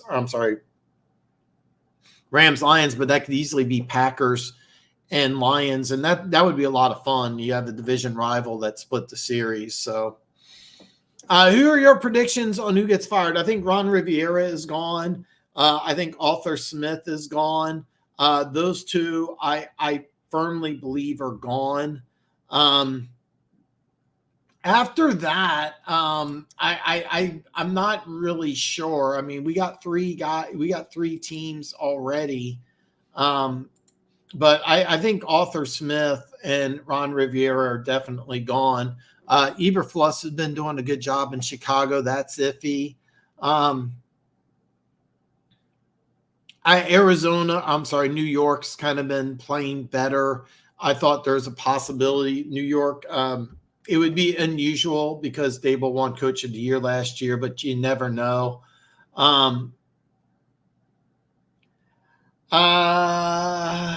There was some weird talk about Tennessee, but I'd be honest, I think I would be floored. I'm going to level with you. I don't think Belichick's going anywhere. I know you said Salah, but I don't think he's going anywhere. But I know you think so. I don't. I'll be honest with you. The only two I really see getting fired is Arthur Smith and Ron Rivera. I think both those guys are gone Monday. And I think with Atlanta, I think that they're going to fire both the head coach and general manager. This will be year 3. Arthur Blank has done a world-class job. One of the best owners in all of football, and I think he's done a world-class job. So he's given both the head coach and general manager 3 years. This year spent a lot of money in free agency fixing the defensive side of the ball. They played musical quarterbacks with Desmond Ridder and Tyler Heineke this year. It hasn't worked out. They had that weird issue with John Robinson not playing, wasn't disclosed. It was a minor fine. By NFL standards, it was a minor fine. I actually thought that it could be result in a draft pick. It's not. Ron Rivera, I think, is a no-brainer. Dennis Allen, it's possible because the Saints got really, they kind of went all in a couple of years ago when they were trying to get Drew Brees a Super Bowl, because they had a couple of years where they were the best team in football and just would fall apart in the playoffs. And some of those contracts are now coming to roost. There's something like I think it's 87 over the cap, 87 million over the cap. It's just crazy. So what's going to happen is that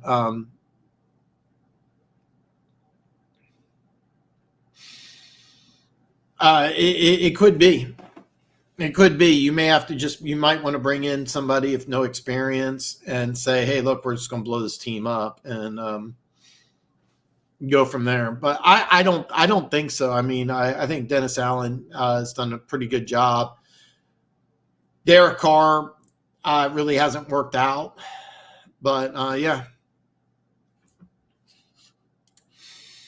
We are starting the second half here. The Chargers are going to get the ball first, or they're going to receive the ball to start the second half here. Chiefs are going to kick off. Chiefs are going right to left on your screen here.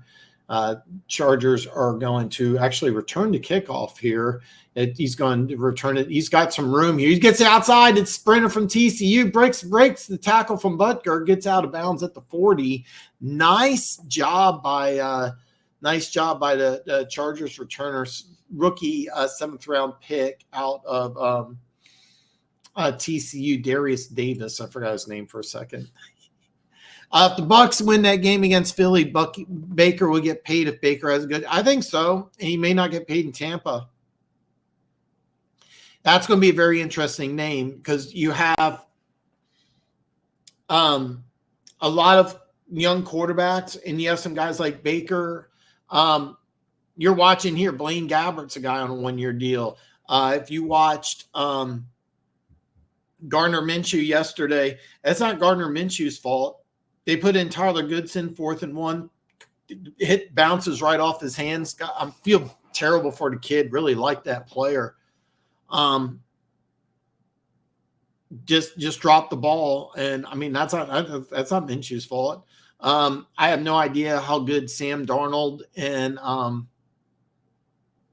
I don't know how Sam Darnold and Carson Wentz are playing, but those are guys that could play. But there's seriously, I've heard 5, maybe 6 quarter. I've heard 6, but I think there's 5. I think Bo Nix, Penix, Daniels, Drake May, and Caleb Williams will go in the first round. So I think you're going to see 5. Easton Stick ran as a direct run here. Chargers lineman is down. We're going to stop the game for commercial break here as we tend to the injury. It's going to be 3rd and 3 with 14-12 left in the third quarter once play resumes. But yeah, Perry, I completely agree with you. If I'm Baker, by the way, it's so easy to say, I would take $30 million instead of 40, but it's a lot different when you're in that situation. Derek Carr and New York quarterback just drew a complete Daniel Jones. They got $40 million this offseason. Geno Smith signed a 3-year, $105 million deal in Seattle. If I'm Baker Mayfield, I would do a 3-year deal, something very similar like that. That's what I would do. And the reason why I would do that is because I would just look, it's not a bad area. You're one of the few players that could get national endorsements. Remember those awesome progressive commercials he was doing with the Browns. Cleveland's on a major media market, and he was still getting nationwide commercials. This is just one of those deals where if I'm Baker, I would take less money, but it's a lot easier to say, I would take 30 instead of 40. But when you're not in that situation, it's very easy to say. But yeah, I by the way, that 30 million, if he lights it up and beats Philly, that's out the window. Yeah. What about Pete Carroll safe? Pete Carroll safe. Pete Carroll is definitely safe. They love him in Seattle. He's completely safe. Bill Belichick, yes. There's been a lot of rumors. There's a weird thing about his contract is that he could be traded for a draft pick. I'm looking at Washington that has an extra 2nd and 3rd round pick. That's Trey Pipkins, the starting tackle, and he's probably not going to come back. They're carrying him off the field here. It's going to be a 3rd and 3 for the Chargers here. Easton Stick in shotgun formation here. He's going to hand off the ball to Eckler, who's stopped behind the line of scrimmage. Fumbles the ball here. It looks like because I can't see who the receiver is right off the top of my head, but they had a receiver coming back on the end around. It looked like it was going to be a reverse after he handed the ball to Eckler, but the Chiefs defense just blew this up completely. Chris Jones right there. And I who is that for the Chiefs defense, who is also, it's not FAU, and I'm drawing a blank on who that is. I should know who that is, to be honest with you. I believe that's Malik Herring. Yeah. Chiefs are putting in a lot of backups today. So Richie James takes the punt, but goes quickly out of bounds. So with 13:07 left in the third quarter, Chiefs are going to get the ball back. So, but yeah, there's some talk about Bill Belichick possibly going to Washington. Remember, Washington has extra 2nd and 3rd round draft pick, a high 2nd and 3rd round draft pick. So that's going to be interesting to see what happens. Wanda Morris, by the way, the Chiefs starting left tackle, has a concussion. He is out. It'll be very interesting to see what the Chiefs do on their offensive line for the rest of the game here. Juwan Taylor also went out earlier, so but he's back. He's actually starting at left tackle here. Blaine Gabbert looked like he was trying to throw the ball quickly out, but then he just runs forward for a gain of 4. So, yeah, Justin Ross has looked impressive so far, and I'm kind of expecting a little more. McCole Hardman, has also looked good. McCole Hardman's looked good. Justin Ross early on's looked good. Yeah, both those guys. Richie James is playing a little bit receiver. CEH, your boy, is looking really, really good. It's basically a preseason game. P. Ryan here on the little wheel route here, and P. Ryan catches the ball, gets a gain of about 20, and a Kansas City Chiefs first down. That was a very nice throw and catch here. P. Ryan's a big back with speed, and nice catch by P. Ryan here. That's more catches than MVS had. Yeah, there's not a lot of there's not a lot of love lost there. Yeah. So the way it works is that the Chiefs wanted to rest Lucas Nang, but he's playing now at left tackle. I'm sorry, Juwan Schwartz actually playing at left tackle. He's Chiefs starting right tackle. They wanted to keep him originally out of the game, but he's in at left tackle. Lucas Nang going to be a free agent. They're getting him to start at right tackle. Trey Smith has come in and replaced Creed Humphrey. Creed Humphrey was Chiefs starting center, is playing guard. And even though on this play that just occurred, McCole Hardman had a very nice reception. He went out of bounds for several steps as he was hand fighting with Asante Samuel on this, so it's going to be an incompletion, 2nd and 10 for the Chiefs. But both Justin Ross and Cole Hardman have had flashed and looked impressive so far. So yeah.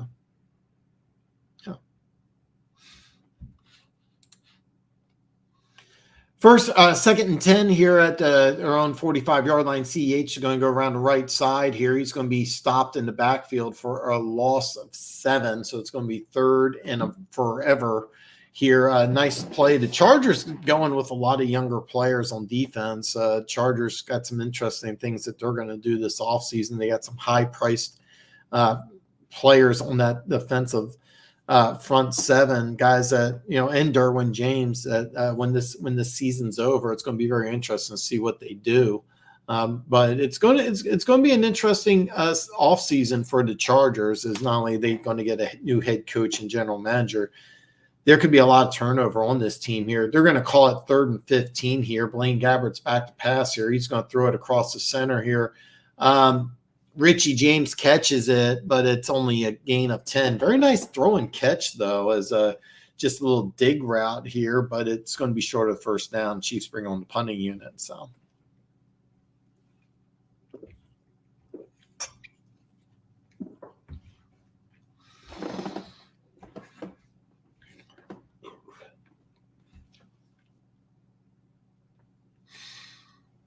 Fourth and 5 here as the Chiefs bring on the punting unit. Chiefs are going to punt from midfield, but you never know. The Chiefs went for a fake punt earlier today and converted. So, but this one's going to be punted. It's going to be fair caught at the 15-yard line here. So when play resumes, it's going to be a Chiefs 10, Chargers 6, 10-10 left in the game. I'm sorry, 10-10 left in the third quarter as we go to commercial break. I'll get you an update on the rest of the games here as we start the fourth quarter. It's Green Bay 14, Chicago 6. 9:51 left in the third here. Giants 24, Eagles nothing. 11:26 left in Vegas, and it's Raiders 17, Broncos 7. We are tied up at 13 in the desert. Seahawks 13, Cardinals 13, 10:33 left in the third. Keep in mind, if the Bears beat the Packers, the Seahawks with a win can still make the playoffs, but they need Green Bay to lose. 8:24 left in the third. Dallas 28, Commanders 10. So that's everything that's caught up to date right now. If you have any prop bets, you want me to go over any betting information, please let me know. Just drop a comment in there. I'm using DraftKings, but I have accounts set up on just about every on every platform. So whatever one that you are using, I would be more than happy to go ahead and whatever you're using. If you are putting any action down, I'm more than happy to help you out. Fantasy football season for the most part is over. So that's kind of where we're at here. If you're watching on Instagram, please keep note that the comments on Instagram does not flow over to StreamYard. You have to put a comment either in on YouTube or on Twitter. Those will flow over. So if you're watching on Instagram, unfortunately, if you put a comment in there, it won't be on there. So normally I do. Normally I'm doing just with Facebook, but I'm currently kicked off of Facebook. But if you check my social media, I still have the links to my Twitter account, still have my links to my Instagram. A lot of you guys have been sending me some really great stuff. Shout out to One Pride, sends me a lot of stuff, not football related. Same thing with my boy Keys. Gooch, by the way, I know we follow each other on Twitter. I don't know if you're on Instagram or not, but you can always send me some stuff football related or non-football related. Keep in mind, I have a new I want to be careful. I want to make sure. I think I can say it without getting in trouble, but I have a strict no porn policy on social media. You send me anything pornographic, you will get blocked. I'm very strict about that. I kind of thought so. The Commanders made it a game for a bit. They got a 10-7 lead, but Dallas scored 3 straight touchdowns. I was kind of expecting this. So, yeah. Funk, welcome, brother. Dallas is winning and Philly is losing. Come on, comrades. Get it together. Yeah, I know. It'd be great if, when they were up 10-7, I kind of was like, oh, no. But, yeah. The 5-yard loss here by the Chargers here. Chris Jones trying to get another sack for a bonus here is still playing, even though this is basically a preseason game here. Easton Stick's going to scramble and get a gain of 9 before he goes down. Chris Jones is trying to get that contract trying to get that contract bonus. And by the way, he has just been dominant today. Chris Jones has just been destroying this offensive line, but can't get the sack here. Nice throw and catch. Easton Stick hits, and I keep forgetting this young man's name here. He's a backup receiver for the Chargers.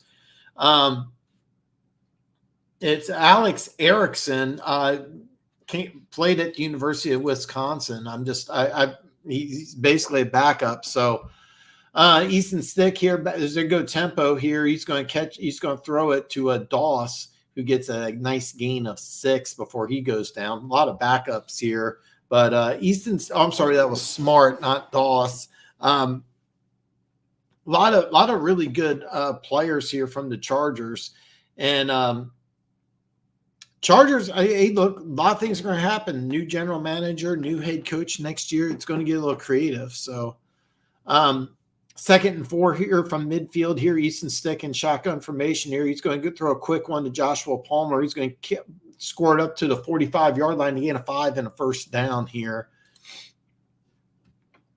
Nah, Commanders are cooked. Moody missed back-to-back kicks, 1 extra point, and a 30-yard field goal. You see, and Nuka is the rookie yards and catches title holder now. That's very impressive. I mean, what a great story. I don't think he wins rookie of the year with the job C.J. Stroud's been doing, but what a great rookie season. End around to Quentin Johnston here. Speaking of rookie wide receivers here, he takes a shot by another rookie, Chamari Connor. Connor is still down though, as he gets up slowly, and they're not going to let him. He fall. This didn't look good. As he took a few steps and then fell down, and he's probably done for the day here. Connor is a 4th round pick out of Virginia Tech here. Nice shot, nice collision, but Connor gets the worst of the brunt here. One of the Chiefs players went to give him a high five, and instead of giving him the high five back, he walked away, which I always think was a little weird. But he took 3 steps and then went right down, and he's going to be gone for the rest of the game. There's no way that they're going to let him play. That doesn't look good at all. They're showing him on the sidelines, and you can.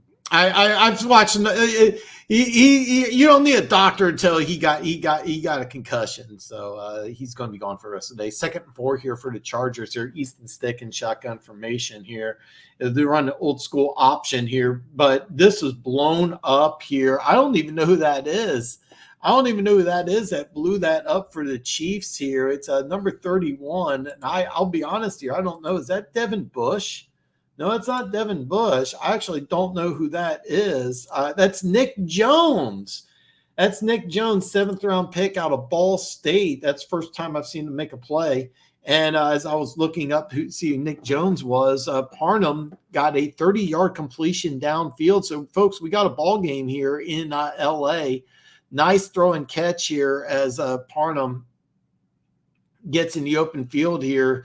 Then he pushes away Justin Watson here as he gets downfield as they're inside the red zone. They're at the Chiefs' 19-yard line here. So with under 6:20 left in the 3rd quarter here, Chargers are going to try to take the lead here. Trips at the bottom of the formation here. I can't tell who's on top. And it's going to be a little sprint option left here. This time, Kelly's going to go ahead and get a gain of, I believe it's a gain of 5 here. It's going to be 2nd and 5 for the Chargers as they try to take the lead here. And I've been really impressed with Easton Stick here. He's got some athleticism, some decent arm talent. I don't think he's really an NFL starter, but I think that this is a guy I would be very comfortable as my backup quarterback. There may be a chance that he gets a starting job somewhere else. So 2nd and 5 here as they put Austin Eckler in here. Easton Stick under center here. It's going to be a direct handoff to Eckler, and he's going to be tackled behind the line of scrimmage here. B.J. Thompson, the backup linebacker for the Chiefs, makes the stop behind the line of scrimmage. It's going to be 3rd and 6 here. Very key 3rd down here as the Chargers, keep in mind, it's an easy field goal, but you really want to score a touchdown here, of course, but field goal does make this a 1-point game. Funk, would you rather play the Packers or the Rams? I think Funk knew you meant a question mark, not exclamation point. One Pride's yelling at you, Funk. Easton Stick back to pass here. He's going to be sacked. Chris Jones gets his sack. Chris Jones gets his sack, and the Chiefs just go nuts. If you think Chris Jones, if you don't think, here's the deal. Some players are liked. Chris Jones is loved because the whole team is just cheering for him. As I don't know what the bonus is, but he has a bonus for getting 10 sacks, and he just hit 10 and a half. So congratulations here. And the Chargers are going to have to kick a field goal, which they do. It's 10-9 here. So 4:11 left in the 3rd quarter. It's Chiefs 10, Chargers 9. Is Chris Jones. I don't know. It's it's a $1.25 million bonus.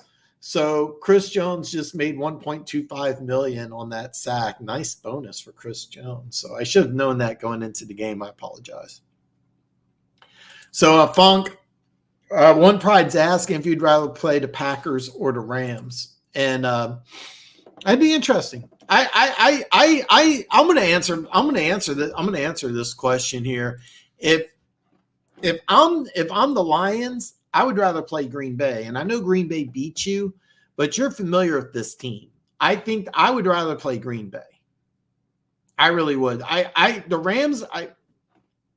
Forget what goes on in this game. The Rams are maybe the NFC's hottest team.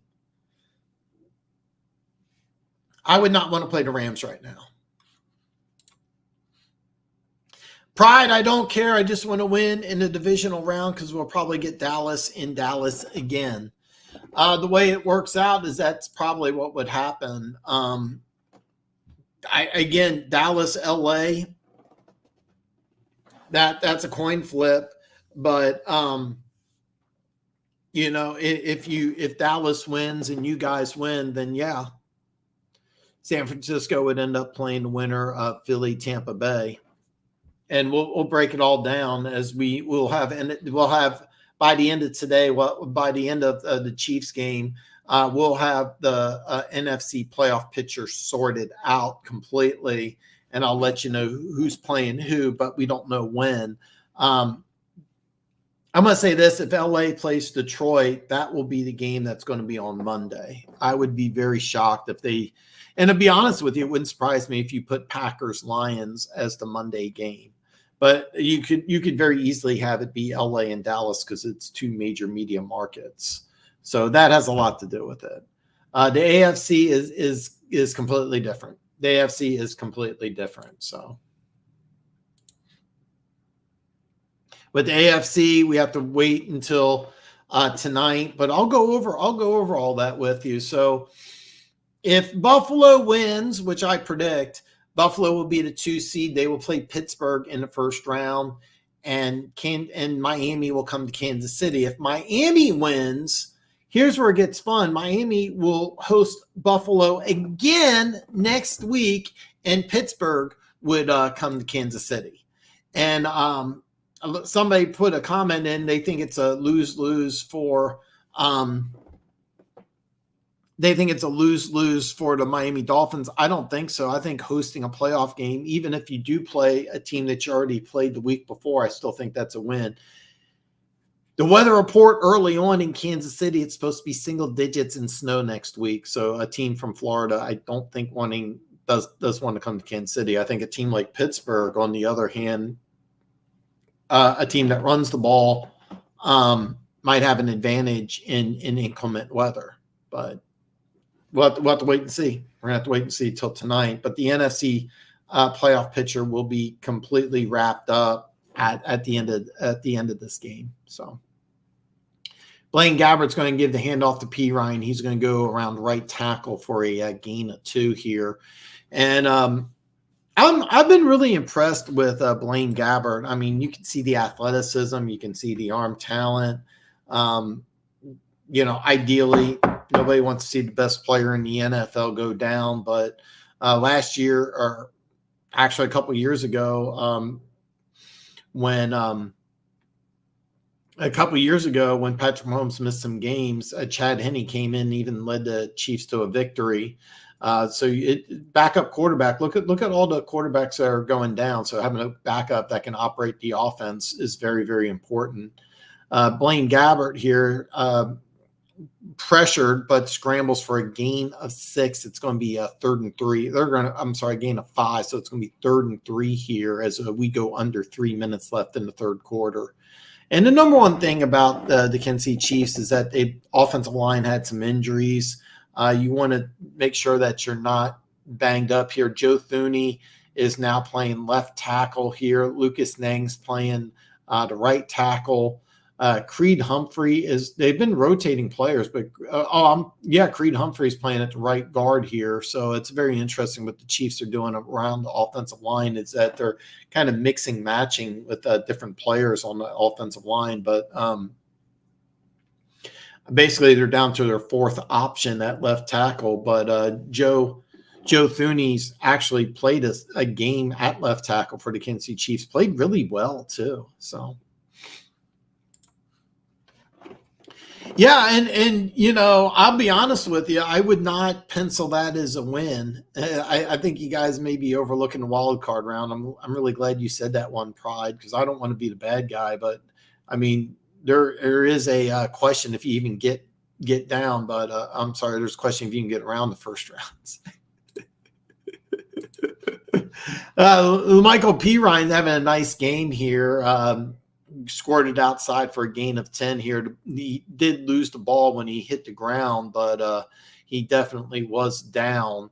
So even though the ball did come out, he definitely was down. They're going to take a look at it, but I apologize. They decided not to take a look at it. But P. Ryan, 12 carries, 45 yards here. They're going to put CEH back in the game here. 1st and 10 at the 49-yard line here. It's going to be. I'm sorry. That's they didn't. I thought they took P. Ryan out, but it's still P. Ryan as he's getting the brunt of the carries here. Gets a gain of 3. They're going to call it 2 here. It's going to be 2nd and 8 here for the Kansas City Chiefs. As they've done an excellent job running the ball here. Keep in mind is that I think it's really impressive because you have a bunch of backup offensive linemen here, and the Chargers. Now, keep in mind the Chargers aren't playing all their starters, but they are doing some. But they are playing some guys. Keep in mind, a lot of these guys are going to be playing for new jobs. So this is a big game for the Chargers, believe it or not.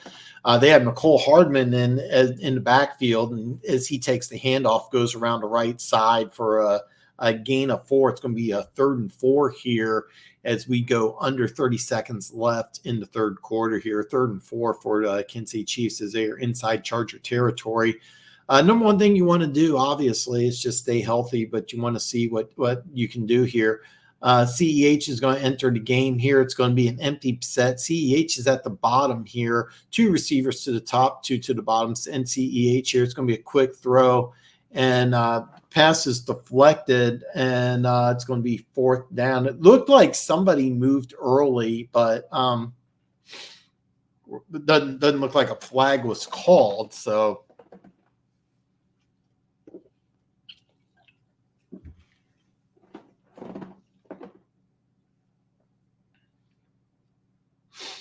So 4th and 4, 15 seconds left in the 3rd quarter here. You never know what Kansas City's going to do, but 4th and 4, I'm kind of expecting the Chiefs to punt, but they did call a fake punt earlier. With 4th and 4 here, this one actually is going to – it's unusual for a team to do 2 fake punts in the same game, but it has happened before here.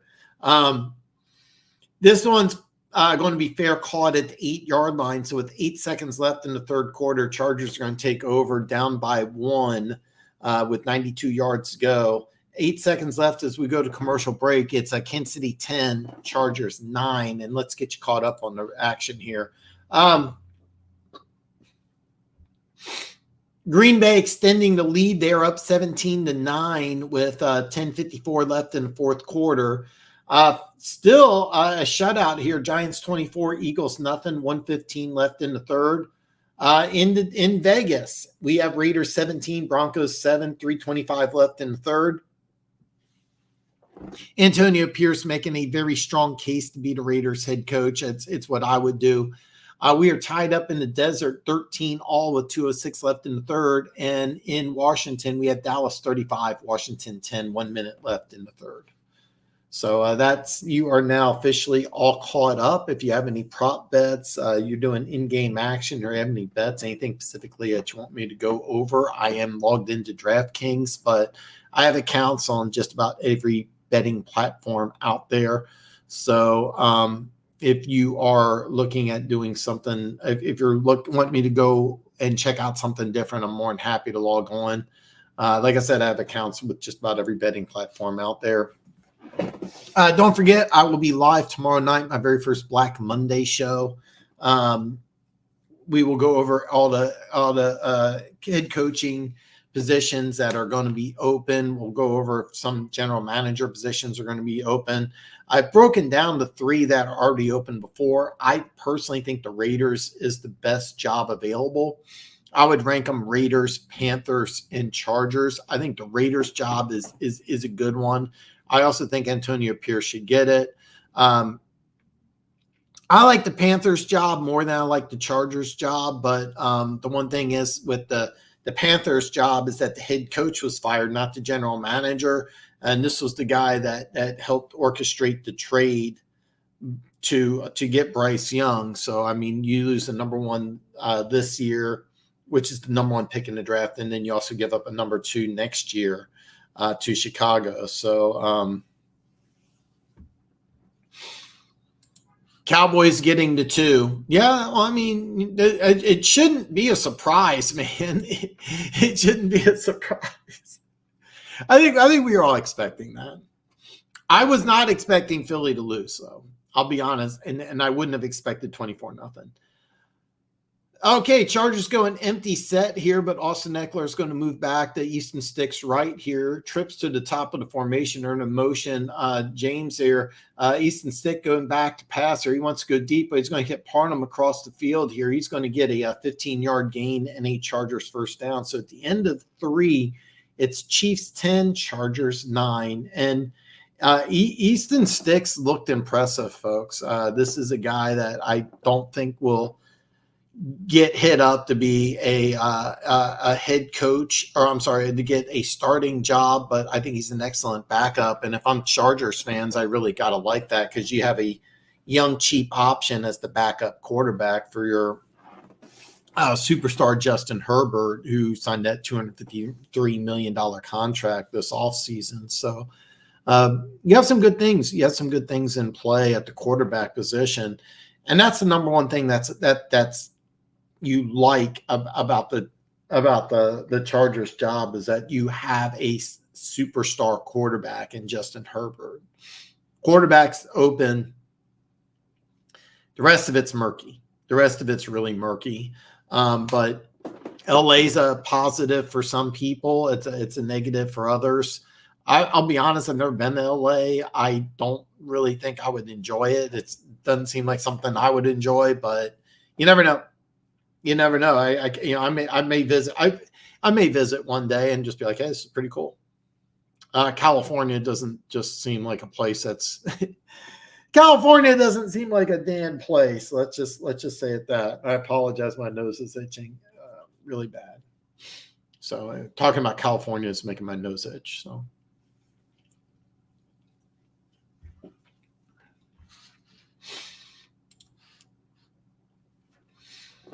So we do have one update here. The Eagles are on the board. They kicked a field goal. So it looks like 48 seconds left in the third quarter. It's Giants 24, Eagles 3. So at least the Eagles aren't getting shut out. I said this when the score was 24-0 at halftime. Don't rule the Eagles out. And I would encourage you, if you're an Eagles fan, like, it's not over. It's really not over. You never know. But it's running out here, and keep in mind with Dallas blowing up Washington, the odds of you traveling to Tampa for the first round of playoffs is pretty likely. And that now looks like it could be a really entertaining game, Tampa Bay and Philly. And the way things look right now, Green Bay, which looks like they're going to win, and right now the even though it's not on DraftKings, 49ers were winning. I'm not exactly sure why DraftKings doesn't have that game up here. I'll give you a quick update, though. Give you an update for well, we're getting back to the game here. Next commercial break, I'll give you an update on Rams Chargers here. It's an end around here to the speedster out TCU. He breaks a tackle, but gets pushed out of bounds at, I believe it's a 42-yard line. A nice end around here for a gain of 17 and a Chargers first down. Yeah, and that's a very nice play call. By the way, 7th-round rookie Darius Davis out of TCU, an explosive playmaker here. Really, really, really exciting player. It's kind of funny. The Chargers drafted 3 TCU players, Quentin Johnson in the first round, and both the TCU quarterback and wide receiver in the 7th round. The quarterback was re-signed to the practice squad, though. Heisman candidate. Made TCU an entertaining team to watch last year. Austin Eckler went around the right side for a gain of 3, 7 carries, 6 yards. Eckler is going to be a free agent this year or this offseason, a player that I've always loved. I really think he's been mismanaged the last couple of years, but one of my favorite players. I'd love to see him in a Chiefs uniform. Probably his final game with the Chargers here. Easton Stick back to pass on 2nd and 7 here, trying to throw it to Austin Eckler, but it's over his head. Drew Tranquil giving him a little bit of business as he goes out of bounds on the Chiefs sidelines. Drew Tranquil, longtime Charger. Austin Eckler is a guy that I would love seeing Chiefs uniform. Empty formation here, 3rd and 7 here. Easton Stick throws it, but it's incomplete to Erickson. It's going to be 4th and 7, and more than likely we're going to see a Chargers kick here. And with 13:40 left in the 4th quarter, it's Chiefs 10, Chargers 9. But there's a lot of free agents. That's going to be very interesting. Free agency is going to be interesting. Draft's going to be interesting. And of course, tomorrow I will be here live. My Black Monday special, my first ever Black Monday special. 4th and 7 here. Chiefs are looking like they're going to try to block the punt, which I thought was a little unusual. But Richie James back here. He's going to catch the punt. Quickly tackled. Nice special teams play on by the Chargers here. It's going to be a 1st and 10 for the Kansas City Chiefs at the 18-yard line. So, yeah, that's what it looks like. Let's give you an update here. I don't know why the Rams game's not on. The Rams-Niners game's not on DraftKings. I don't exactly know why.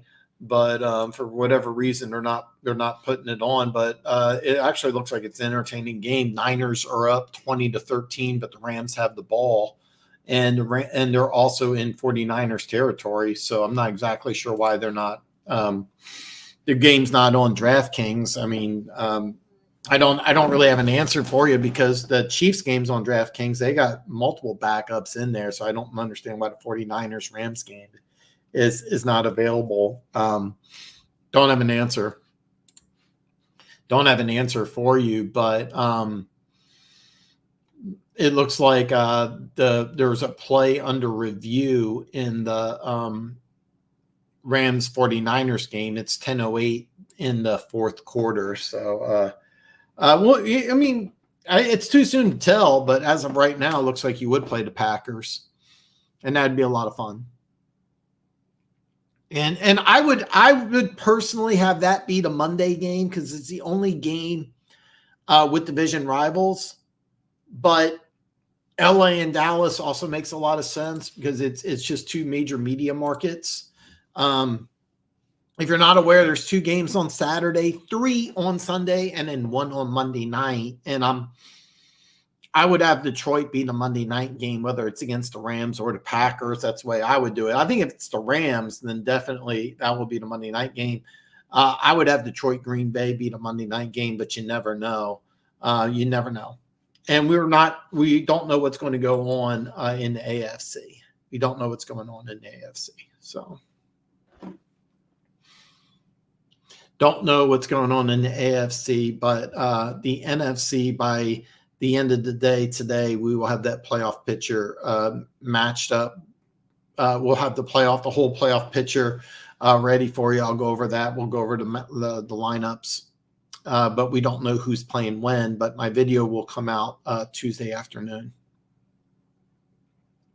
And I will still be live Monday night. So I have a busy couple of days. I'll be live Monday night.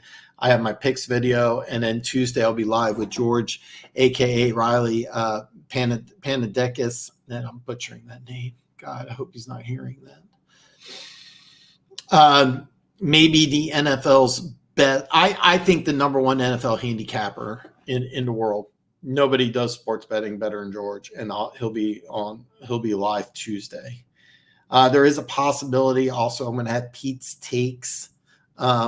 Pete from Pete's Takes on Friday as a special guest as we talk Chiefs Dolphins. P. Ryan ran the ball around the left side for a gain of 3 here. He's having a very nice game here. P. Ryan, his first action here. He goes up the middle for a gain of 6, almost gets the first down. Looks like it's going to be 3rd and about a half a yard here. P. Ryan's a former Denver Gator was here. He could tell me where he went to school. He's a Florida guy, so Denver Gator knows. But if he's still watching, Denver Gator knows. Yeah, I know. I know. 3rd and 1 here for the Chiefs as we go under 12:30 left in the game here. Kansas City 10, Chargers 9 here. It's going to be P. Ryan right up he's going to bounce around to the right side, throws a stiff arm, corkscrews his way down to the ground, gets a gain of 7 here. And P. Ryan just has been playing really good. Signed with Kansas City late in preseason, had a phenomenal preseason. There was a player, Damaris Prince, rookie free agent out of Tulsa, that was really impressing the Chiefs brass, but then P. Ryan came in. It turned out to be P. Ryan and Prince both got cut, re-signed to the practice squad, but P. Ryan, 16 carries, 64 yards, has done an excellent job with the Chiefs so far in limited spot duty, but having a really good game today right now. 16 carries, 64 yards, and with that first down. But the Chiefs are going to call a timeout here as there looks to be a little bit of confusion. So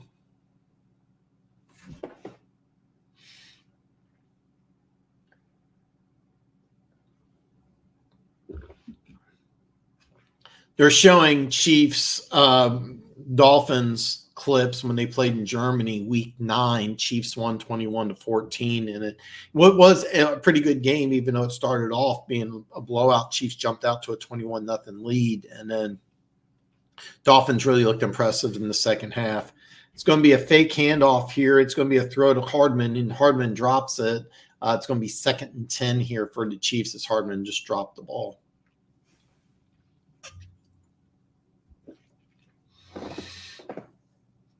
Correction, there's a flag on the play, illegal man downfield here. It's one of the backup offensive linemen. Got downfield a little early. The Chargers going to decline the penalty here as it's going to be a 2nd and 10 here. 2nd and 10 here for the Kansas City Chiefs here. It was a nice play, though. You faked the handoff to P. Ryan, who's been wildly successful here. Could throw the ball to the bottom of the formation with some blockers in Miracle Hardman, but he just dropped the ball, but it wouldn't have counted anyway. Blaine Gabbert shotgun formation here, going back to pass, throws a dart, and just, ooh, God, and Justin Watson takes a shot. Justin Watson takes a shot. So did he report? Did who report? I have no idea what you're talking about, One Pride. Oh, lineman downfield. Oh yeah. I get it. I get it now. Yeah.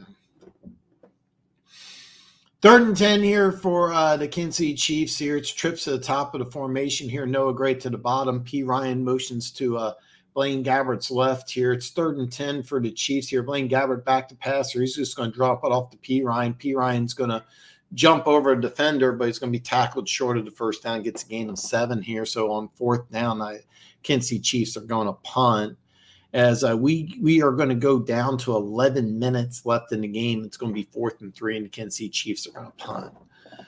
Back and forth game here. A lot of jobs are at stake for the Chargers. Keep in mind the Chargers fired both the general manager and head coach a few weeks ago. A lot of red in that stadium. A lot of red in that stadium. It's a beautiful stadium, but there's a lot of red. The Chargers don't have much of a home field advantage. Davis is going to go ahead and take the fair catch at the 13-yard line. It's going to be 1st and 10 with 10:55 left in the game here. Chargers down by 1. Score is, as we go to commercial break, it's going to be Kansas City 10, Chargers 9. And let's get you caught up with the rest of the games here. 3:40 left in the 4th quarter here. Green Bay 17, Chicago 9. Green Bay wins. They are in. 11:44 left in the 4th. Giants 24, Eagles 3. Out in Vegas, we got Raiders 24, Broncos 7. Raiders running away with this one here. Antonio Pierce doing his very best to ensure that he gets that job, which I fully believe he deserves. Raiders 24, Broncos 7, 11:39 left in the 4th. And we have a unusual situation here in the desert. We have the Cardinals 20, Seattle 13, 9:44. We are looks like 9:40 left in the fourth quarter. That's going to be very interesting because if Chicago can come back and beat the Packers, Seattle with a win can still get in the playoffs. Of course, if both these teams lose, and the Saints would end up in the playoffs. But Green Bay is up 17-9 with 3:15 left in the fourth. Let me pull this up here. I'll just leave this option open here because I have no idea why the game is not on DraftKings, but for whatever reason, Rams and Niners is not on DraftKings, but that's where we're at right now. 7:49 left in the fourth here. Niners 20, Rams 13. And this game is very important because if the Rams win, the Rams would have the 6th seed, and then the Rams would play Detroit, and I think that would just be a fun game. That would just be a very, very, very, very fun game. So kind of excited about that. But at the end of the game today, the NFC picture will have completely wrapped up for you. I'll break down all the games. The AFC picture will have to wait. Tonight, we know the 7 teams. We just have to find out who plays who. We're going to have to find out who plays who. We'll find that out later tonight. But the NFC picture by the end of today, the end of this game will be completely wrapped up. We'll go over all the games. And then, of course, I'll be on live tomorrow for Black Monday. First and 10 at their own 14-yard line here, down by 1, 10:55 left in the fourth here. Easton Stick and shotgun formation motions Davis to the top here. Screen pass to Austin Eckler here. Austin Eckler is going to try to make a guy miss, but he gets down. Hit hard by Devin Bush here. It's going to be a gain of 6, but it's a 2nd down and 4 for the Chargers. As Austin Eckler probably is playing his last game as a Charger here. They're going to call it 2nd and 3 here. Play action pass here. Easton Stick wants to go downfield. Throws it quickly. Devin Bush back-to-back big hits. Hits Barnett, the backup tight end here. Does he get enough? Yeah, he's right at the first down marker. Devin Bush, Vinnett. I said Barnett, Vinnett. Nasty back-to-back really big hits by Devin Bush here, backup for the Chiefs. Also play some special teams. Nice hits with Bush there, but still first down here as we are under 10 minutes here. Players moving around here. Austin Eckler is going to go in motion here. They're going to try to throw a screen pass to Eckler. It's going to be a throw pass deep down, well, not deep downfield, but a 15-yard completion to Parham. Parham's having a game, folks. 15-yard completion as the Chargers get to it looks like the 43-yard line. It's going to be 1st and 10 with 9:30. Chargers exercising a little bit of tempo here. Easton Stick looks good, folks. Easton Stick looks good. He's going to go deep downfield trying to hit Quentin Johnston, their first-round pick, incomplete. And it's going to be 2nd and 10, 9:24 left in the game here. Chargers down by 1 as we got 10-7 left. 10-9, Chiefs leading. I don't know everything that's going on in the Eagles game, but they got backups in the game here. But the Eagles just scored a touchdown, making this 24-10 with 10:15 left in the Eagles game. So that could be interesting. 2nd and 10 here for the Chargers and Easton Stick. 9:24 left in the game here. Easton Stick here making some adjustments here. It's going to be a fake to Austin Eckler. It's going to be a dump off to Austin Eckler. Austin Eckler makes a move, squirts out to about midfield on the Chiefs' 49-yard line. So it's going to be 3rd and 1 for the Chargers here as we are going under 9 minutes left in the game here. Chargers are very close to making the Chargers are very close to getting in field goal range, probably need about another 10 to 15 yards. So if you're not watching the game on TV, they're talking about noticeable cap hits. Khalil Mack, $38.5 million tops it, but there's 6 players that are going to take huge cap hits next year, and it's going to be a little play action pass, but a little screen to Austin Eckler. He's going to get a first down and gain a 7. Yeah, Chargers have some tough cap situation, have a tough cap situation coming up, so it's going to be very interesting to see what the general manager does, because I could easily see the Chargers just kind of blowing up everything after a season's over. But we'll have to wait and see what happens.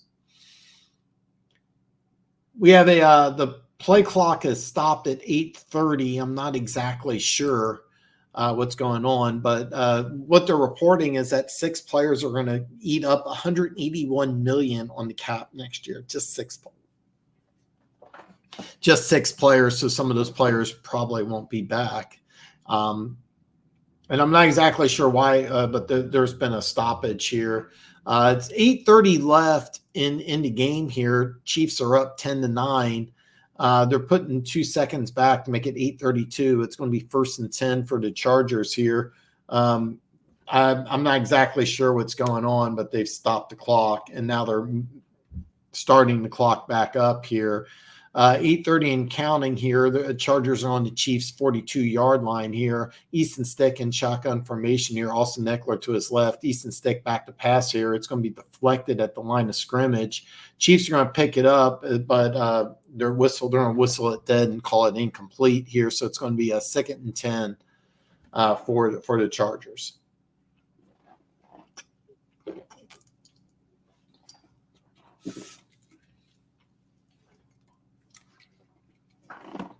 I don't know why I drink the energy drink. I really don't need it. I'm very jacked up today. Very jacked up. 2nd and 10 for the Chargers. 8:15 left in the game here. Easton Stick in shotgun formation. Also Eckler to his left. Trips to the bottom of the formation here as he gets a handoff. It's going to be a handoff to Eckler just right up the middle. He's going to get 4 yards here. It's going to be a 3rd and 6.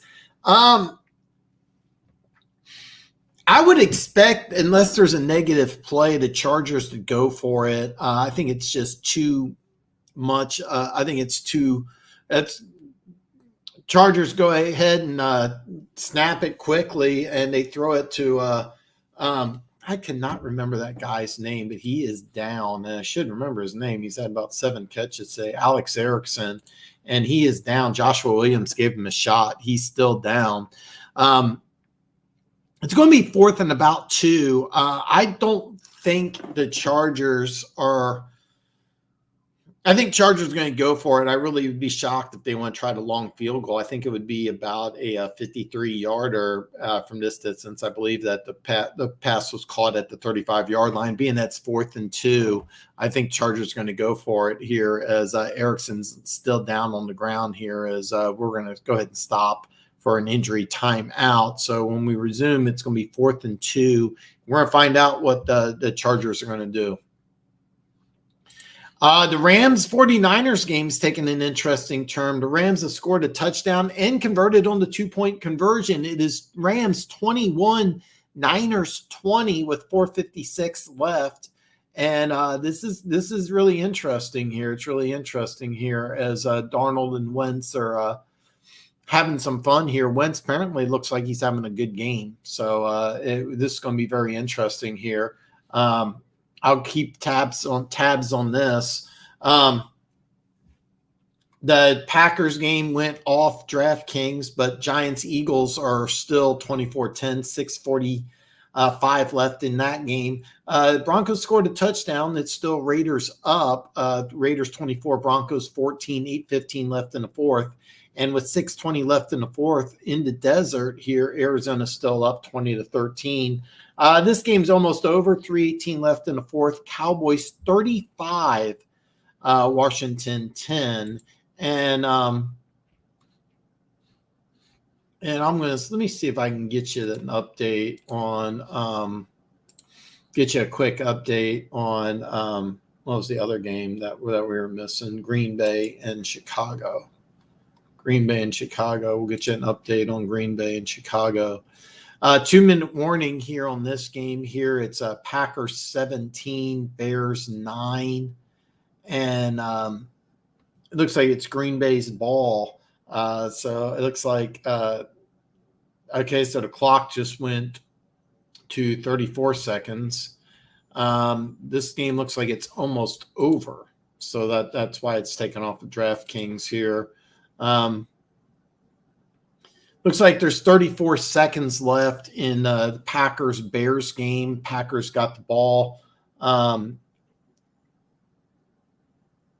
Jordan Love taking a knee. It looks like this one's going to be over here. 4th and 8, as there was a penalty. As I was getting an update from the Bears game here, Chiefs are going to bring pressure here. Easton Stick throws the ball. Nice completion to Parham. Gets the first down at the 27-yard line here. I told you Connor, who looked like he had a concussion, he's actually back out there. I mean, he looked like in bad shape, but makes a stop there. Nice play, nice throw and catch by Easton Stick to Parham here. Nice, very nice play. 1st and 10 as they use some tempo here. It's going to be a little Austin Eckler catch, and he's going to get down to the 20-yard line here as it's Chargers exercising a little bit of tempo here. They're just going to go no huddle here. It's going to be 2nd and 2 at the 20 here. Easton Stick just does a nice little end around to Davis here. Davis is going to cut inside. Gets tackled after a gain of 4, but it's enough for a first down. So it's going to be 1st and 10 for the Chargers at the Kansas City Chiefs 16-yard line. I'm a little surprised that the Chargers are going tempo here when I would slow things up right now. Number one, you want to eat up some clock. And number 2, you want to make sure that you can get a touchdown because a 2-point conversion would make a lot of sense here. Not why make it a 6-point game when you can make it a 7. So this time they line up fast, but they use most of the clock here. A little sprint option here. Easton Stick's going to keep it, and he's going to be corkscrewed down after a gain of 9. So it's going to be a 2nd and 1 at the Chiefs 6-yard line here. And even though I think they're going to use up a lot of the play clock here, they're not going to huddle here. They're going to go to the line of scrimmage here. We'll have to see what's going on here, but Easton Stick likes to no huddle, hurry up. And after they line up to trips to the right formation, or move Austin Eckler to the left to the right to join the trips side here, and they're going to let the clock go down to about 10 seconds. Eckler is going to get a handoff right up the middle, gets the first down, and stopped at the 5-yard line. So it's going to be 1st and goal at the 5-yard line. Great job by Easton Stick, utilizing some tempo, getting the Chiefs off guard a little bit. So a great job by the former North Dakota State quarterback as he is getting the Chargers lined up so they can take their first, not their first lead of the game, but get back in the lead here. 1st and goal at the 5-yard line. The clock goes under 5:20 here. Easton Stick takes a shotgun snap here. He's looking in the end zone. Everybody's covered. He's going to run here as the Chiefs, and he takes a shot. Devin Bush is just hitting people today. The Chiefs put a lot of pressure on him in the backfield. Easton Stick just really utilizing his athleticism, makes a very nice run, takes a shot at the 1-yard line. It's going to be 2nd and 1. Easton Stick, 13 carries, 77 yards here. Play action pass here. And the Chiefs are ready for this. There's a flag down here. It's going to be very interesting to see what this flag's on. I'm not exactly sure.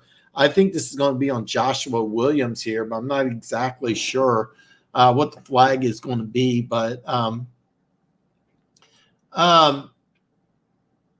they were going to call defensive pass interference, but I'm not exactly sure why. Joshua Williams actually almost had the pick, and if he catches that ball, he's going to get in the end zone. So they threw a flag for defensive pass interference, but they picked it back up. So it's going to be 3rd and goal at the 1 here. Chargers are going to line up. This is an old school. Well, it looked like it was an old school T formation here, but they're going to shift it to Austin Eckler to the right side here. 2 wide receivers to the top of the formation, Davis to the bottom here, and the Chargers are. The Chargers going to call a timeout. There was some confusion on the Chargers sideline there. And we do have an update here. It's a final in Green Bay. Green Bay Packers have made the playoffs. The Packers game is a final. So Green Bay 17, Chicago 9. And it's going to be interesting to see what Chicago. Are they going to stick with Eberflus? I think Jim Harbaugh makes a lot of sense. That could be a job opening that could come up. That the Chicago is going to be a very, very interesting situation. So Green Bay does officially make the playoffs. We're going to find out because we still have to wait for the Rams 49ers game to be over. Once the Rams 49ers game is to an end, we're going to find out who will play Detroit in the opening round of the playoffs here. 3rd and goal here for the Chargers. They used their first timeout. They get some there was some confusion. This one's a pitch out to Austin Eckler. Chiefs snuffed this out behind the line of scrimmage. Great job by the Chiefs defense here. It's going to be 4th and goal. Very interesting to see what the Chargers do here. I mean, you're basically in a preseason mode. Why not go for it? But the Chiefs defense just read this perfectly, and it looked like there was a blocking assignment missed here. Charles Herring just blew this up a couple yards behind the line of scrimmage. So, and it was 2nd and 1. Now it's going to be 4th and about 4. So Chargers are going to line up for a 20-yard field goal here. It's the kick is up, the kick is good, and with 4:06 left in the game, it's Chiefs 10, Chargers 12.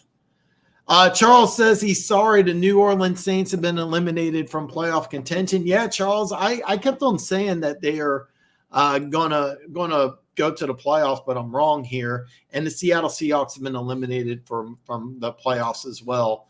We don't know because we don't have an update yet on the Chargers. I don't have an update on the Chargers Rams game yet. I'm going to look this up right now. I'm sorry, the Rams 49ers game. Once that game is over, I'm going to give you a full breakdown of the NFC playoffs. But right now, the Rams are up 21-20 with 2 minutes left. Go enjoy your Pelicans on ABC this Wednesday, New Orleans.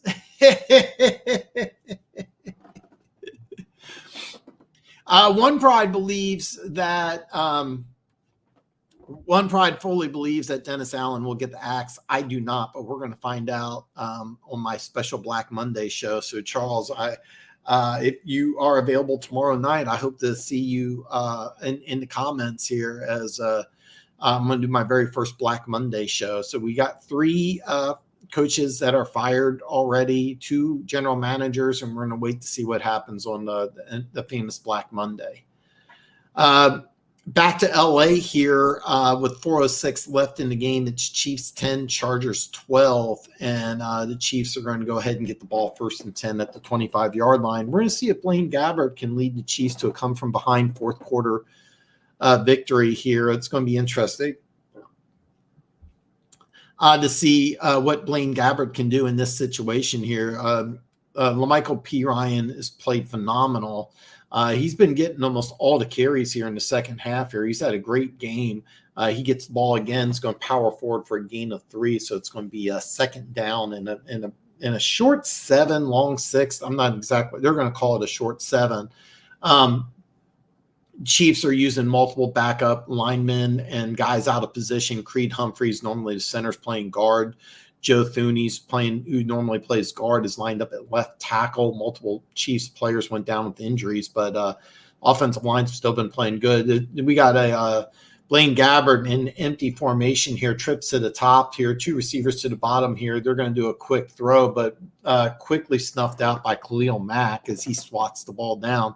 Chiefs are trying to do a little slip screen to McCole Hardman, try to put him in some open space here, but Khalil Mack just read this like a book. Great job by Khalil Mack. He completely knew what was going on as the Chiefs are just trying to get McCole Hardman in the open space here. Key 3rd down here in the game here. It's a 3rd and 7, 3:26 left in the game here. Chiefs down by 2 as Chargers, who just kicked the field goal, took a 12-10 lead here. It's going to be 3rd and 7 here. Blaine Gabbert in shotgun formation here. He goes back to pass here.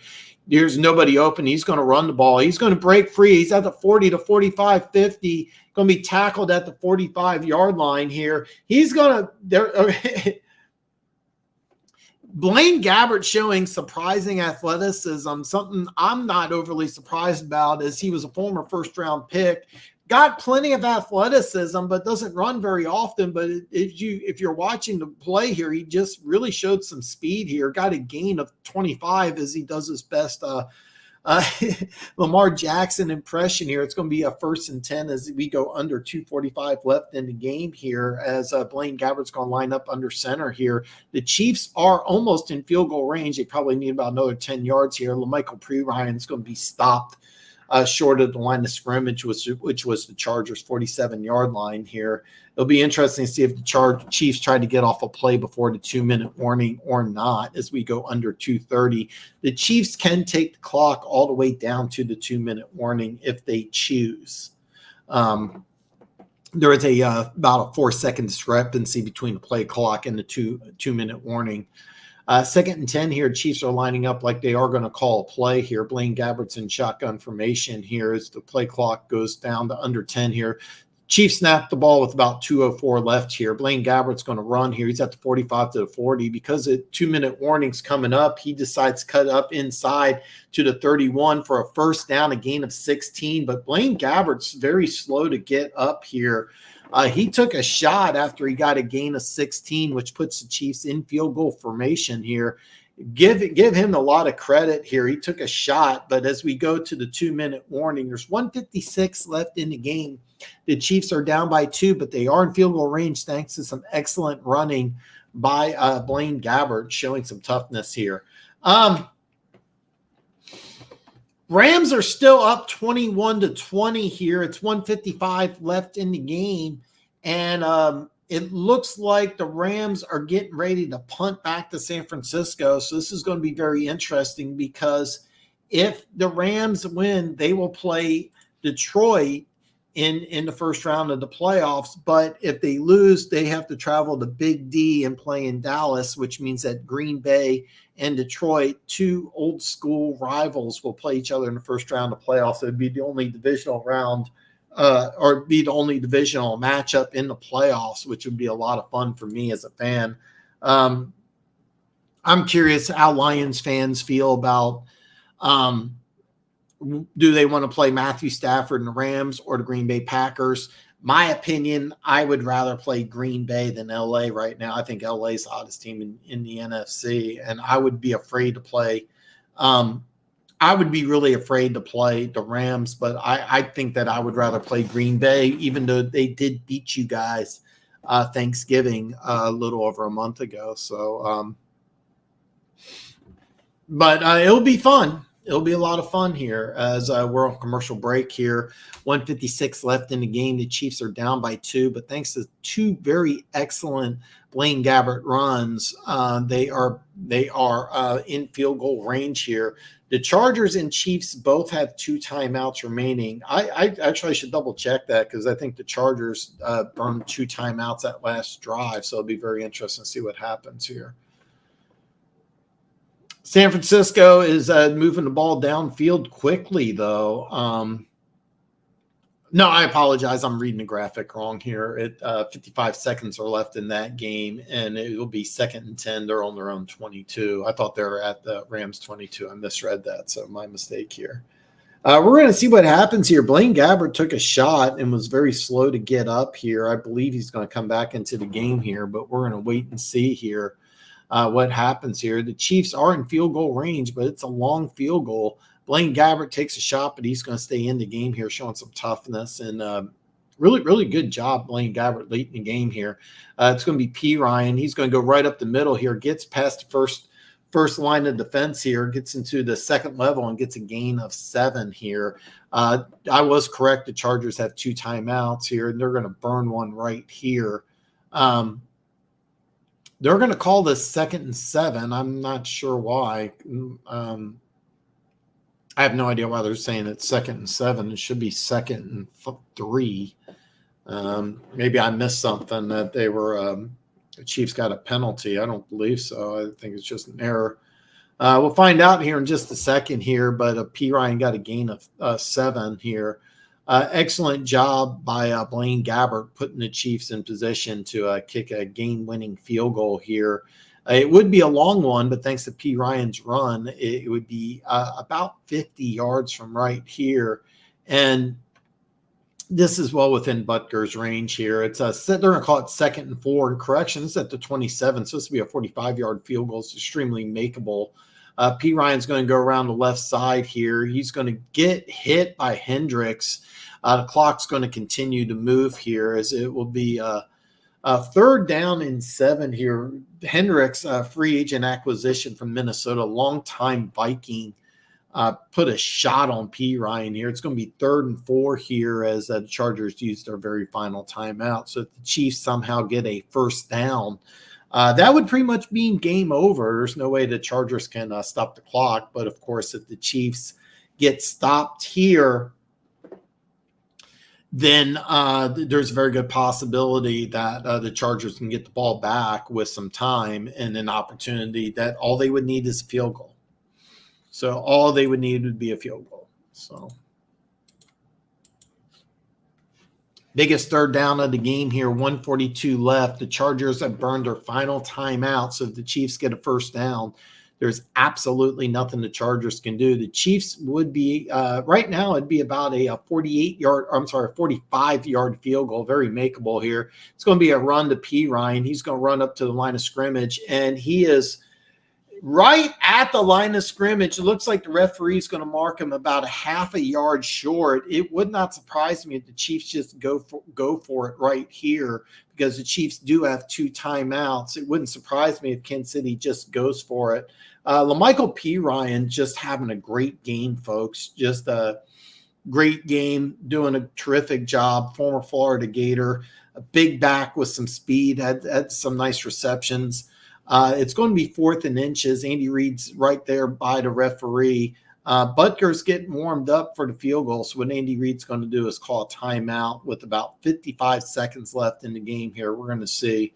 And correction, 54 seconds. So with 54 seconds, it's going to be 4th and inches. And it looks like Harrison Butker is going to line up for a field goal. The Chiefs are not going to go for it. They're just going to kick a field goal and play some prevent defense. And it's going to be interesting because you have to play prevent defense because you don't want to allow the Chargers to kick a field goal, which of course would win it. I'm going to be honest with you, in this type of situation, I would have gone for it and just I think what the Chiefs are, the reason why the Chiefs don't want to go for it. I think if it was a regular season game, I think the Chiefs would go for it. I think that you don't want to risk an injury with the multiple offensive linemen that are injured. So I think what you do is you kick it, and then you just give your defense an opportunity to see what they can do late in the game. So we're in for an entertaining last minute of the game here. As the kick is up, the kick is good. The Chiefs will take a 1-point lead with 49 seconds left in the game. We're going to see if Easton Stick can make some miracles happen. He's got 49 seconds, no timeouts, but 49 seconds. And Butker,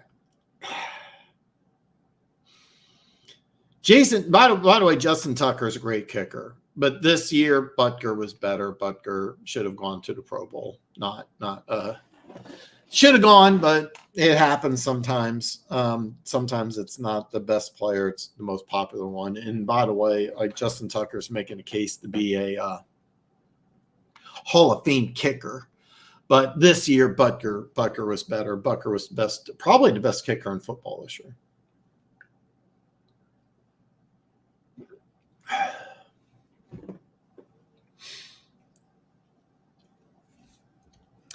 We got some excitement left. 49 seconds left. We'll see what the Chargers can do here. And by the way, it's a final in San Francisco. Rams win 21-20. I'm going to get everything up to date here after this here. So, the Rams do win. Butker's going to go ahead and kick off here. It's going to go out of the back of the end zone. It's going to be 1st and 10 at the 25-yard line. 49 seconds left. We'll see what Easton Stick can do. Let's mark this here. So it's going to be Rams, Lions, Packers, Cowboys. And I'm going to go over all these, but we have, like I promised, before the end of the game, we're going to have everything ironed out.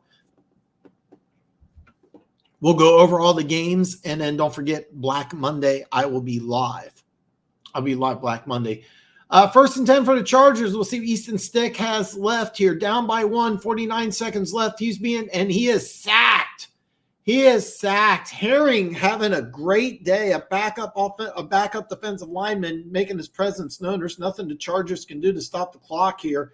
34 seconds left in counting. Chargers are going to run a play here. They're not going to spike it.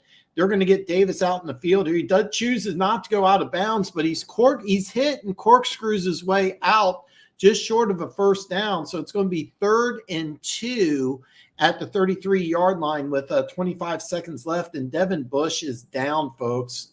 He is down. So we're going to stop the game for an injury timeout.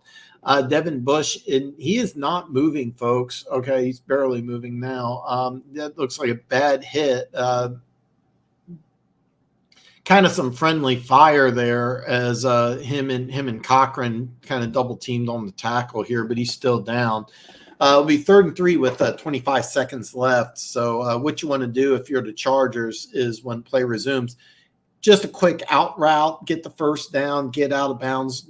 The clock is your enemy. Can you complete the ball in the middle of the field? The answer is yes. You can make a completion in the middle of the field. You could actually do a draw and then you could spike it. But in a situation like that, you're probably going to eat up at least 15 seconds. So you're putting yourself in a situation, if you complete the ball in the middle of the field here, you're only going to be able to spike the ball and do one more play. So you really want to get a quick out route is what you want to do in this particular situation.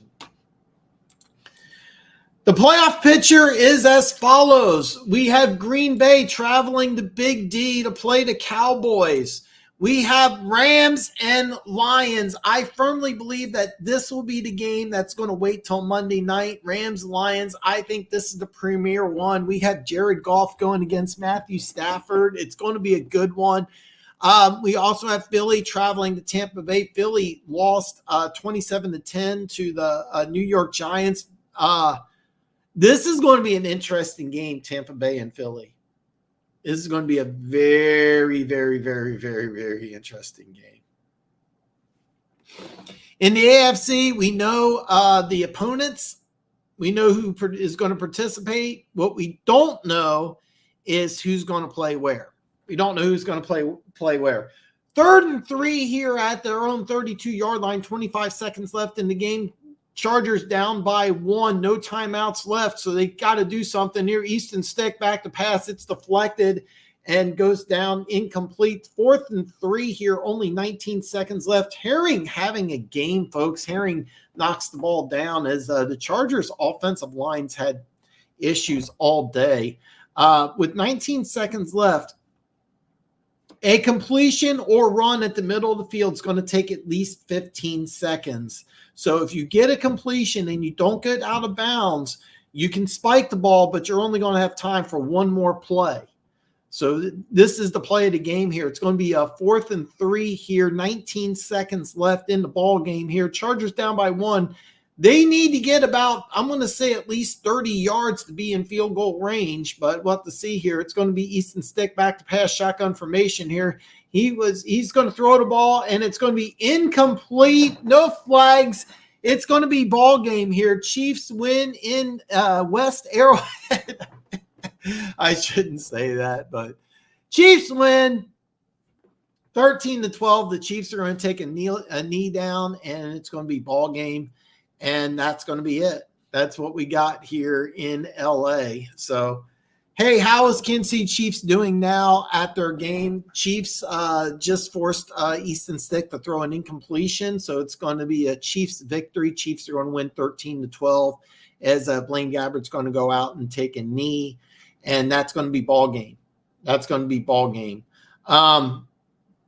Congratulations, the Kansas City Chiefs. Go ahead and win this game and going to go into the playoffs on a positive note. Blaine Gabbert played a great game. Easton Stick played a phenomenal game as well.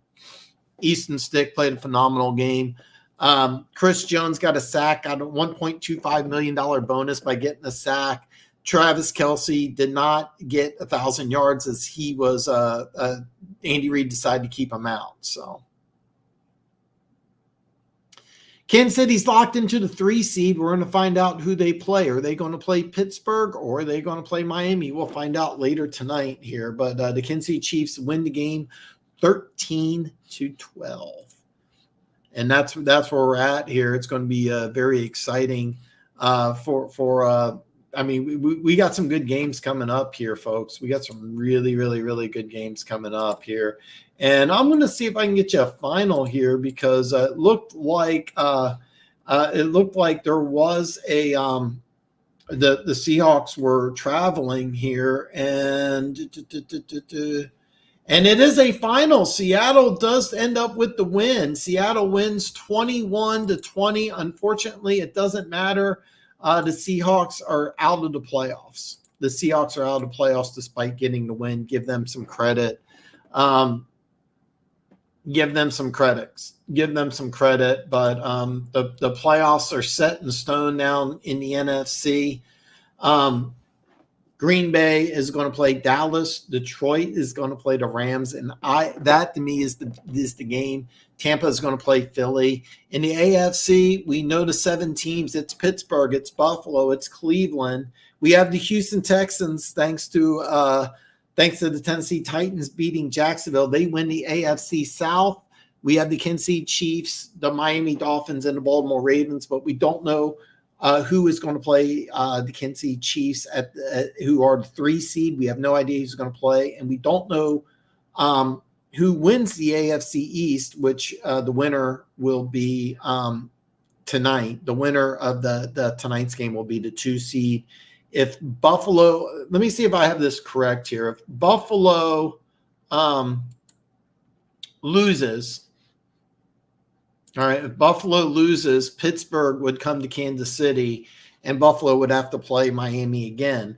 If Buffalo wins, then Kansas City will play Miami. So Kansas City's either going to play Buffalo or Miami. We'll just have to wait and see what happens. We're going to have to wait and see what happens. So that's kind of where we're at right now. Man, what an exciting week here of football. It was a lot of fun talking football with you guys. I will be back on tomorrow. My famous first ever Black Monday show. Never done this before, so I'm not exactly sure what to expect. But I'm really looking forward to doing it. It's going to be a lot of fun. I'm thinking about doing something a little different where I'm just going to have kind of an open forum. Something I've stole from Luke G in the Luke G Field Review. What he does is he posts the link to StreamYard up, and he lets people just come on and give their opinions. I'm toying around doing that. But I've never done a Black Monday show. I've done some videos. I've talked about the next day, but I've never done a Black Monday show, so it'll be a great show tomorrow. Also, George, a.k.a. Riley Panagingas, and I'm probably butchering that, will join me Tuesday. It's going to be a great show. He's the world's #1 NFL sports bettor. There's not anybody better, in my opinion. He's the only guy who bets thousands of dollars and posts wins and losses. If you do any sort of sports betting at all, you definitely don't want to miss this. He's also going to give some playoff advice. We'll have to wait and see what he has for us on Tuesday, but you don't want to miss it. Seattle ended up winning. Seattle won, but thanks to Green Bay winning, a game didn't matter, but Seattle ended up winning 21-20. That went down to the wire. I don't know what happened, but it was 20-13. So Seattle made a 2-point conversion to go ahead and get the win. So really excited. To be honest with you, both Arizona and Seattle have some interesting things to do in the draft. Arizona, which has multiple draft picks, has more draft capital than any other team in the draft. Arizona, let me see. I'm going to read this off to you because it's a lot. Arizona picks 4th. They pick 17th. They pick 36. And then in the 3rd round, they go 68, 71, and 81. And then they have 2 4th-round picks, 105 and 134. They have 2 5th-round picks, 140 and 153. And they also have 2 7th round picks. So the first 105 picks in the draft, they picked 7 times. And then the first 81 picks in the draft, actually, this is more impressive. The first 81 picks in the draft, they picked 6 times. So that it's, I mean, basically every 13 picks, basically, it's going to be a Cardinals pick. They only have the 36th pick in the 2nd round, but I think in this draft, because the Cardinals don't need a quarterback, that 36th pick is going to be really enticing. What Arizona does at 4 is going to be very intriguing. The way it works right now, Chicago will have the number 1 pick in the draft, thanks to Carolina just having a terrible season. Washington will pick 2, and New England will pick 3. So when I start doing mock drafts, we'll have a lot to talk about. But I feel very confident. A spoiler alert, I feel very confident that Washington will end up with the number 1 pick in the draft, and they will draft Caleb Williams. I'm telling you that right now. And then Chicago with the number 2 pick in the draft will be very interesting to see what they do, because I think they're going to stick with Justin Fields, but you never know. You never know what's going to happen. But that's kind of where we're at right now. So that's what we have. So you definitely don't want to miss the Black Monday show, being my first one. I think I'm going to just put the link up. That way everybody can check it out. That way everybody can chime in, just kind of have it like an open forum. I've never really done that before, but I thought it'd be kind of interesting, for the first time, just kind of get some people in that kind of just make some comments, just kind of talk football. I mean, that's the whole point of this channel, is just to talk football, plain and simple. Plain and simple. But now the game's over, and we have the NFC playoff picture ironed out. We just have a very, very exciting AFC matchup, an AFC East matchup in Miami that's going to be played in about an hour. I will not be doing that game play-by-play. I'm going to get off of here. But I want to thank everybody who joined me. Your comments and contributions is what the show is all about, not just me talking. I like to listen to myself talk. I'm not going to lie. I really do. But just when you guys put comments in there, it really kind of makes my day. I just love talking football. It's my favorite thing in the world. I hope everybody comes back on Monday. Before I get off, though, if there's any final thoughts, questions, comments, I'm game. But without further ado, I think I'll just wrap it up here. And I hope to see everybody back on my very first ever Black Monday show. So you all have a good night.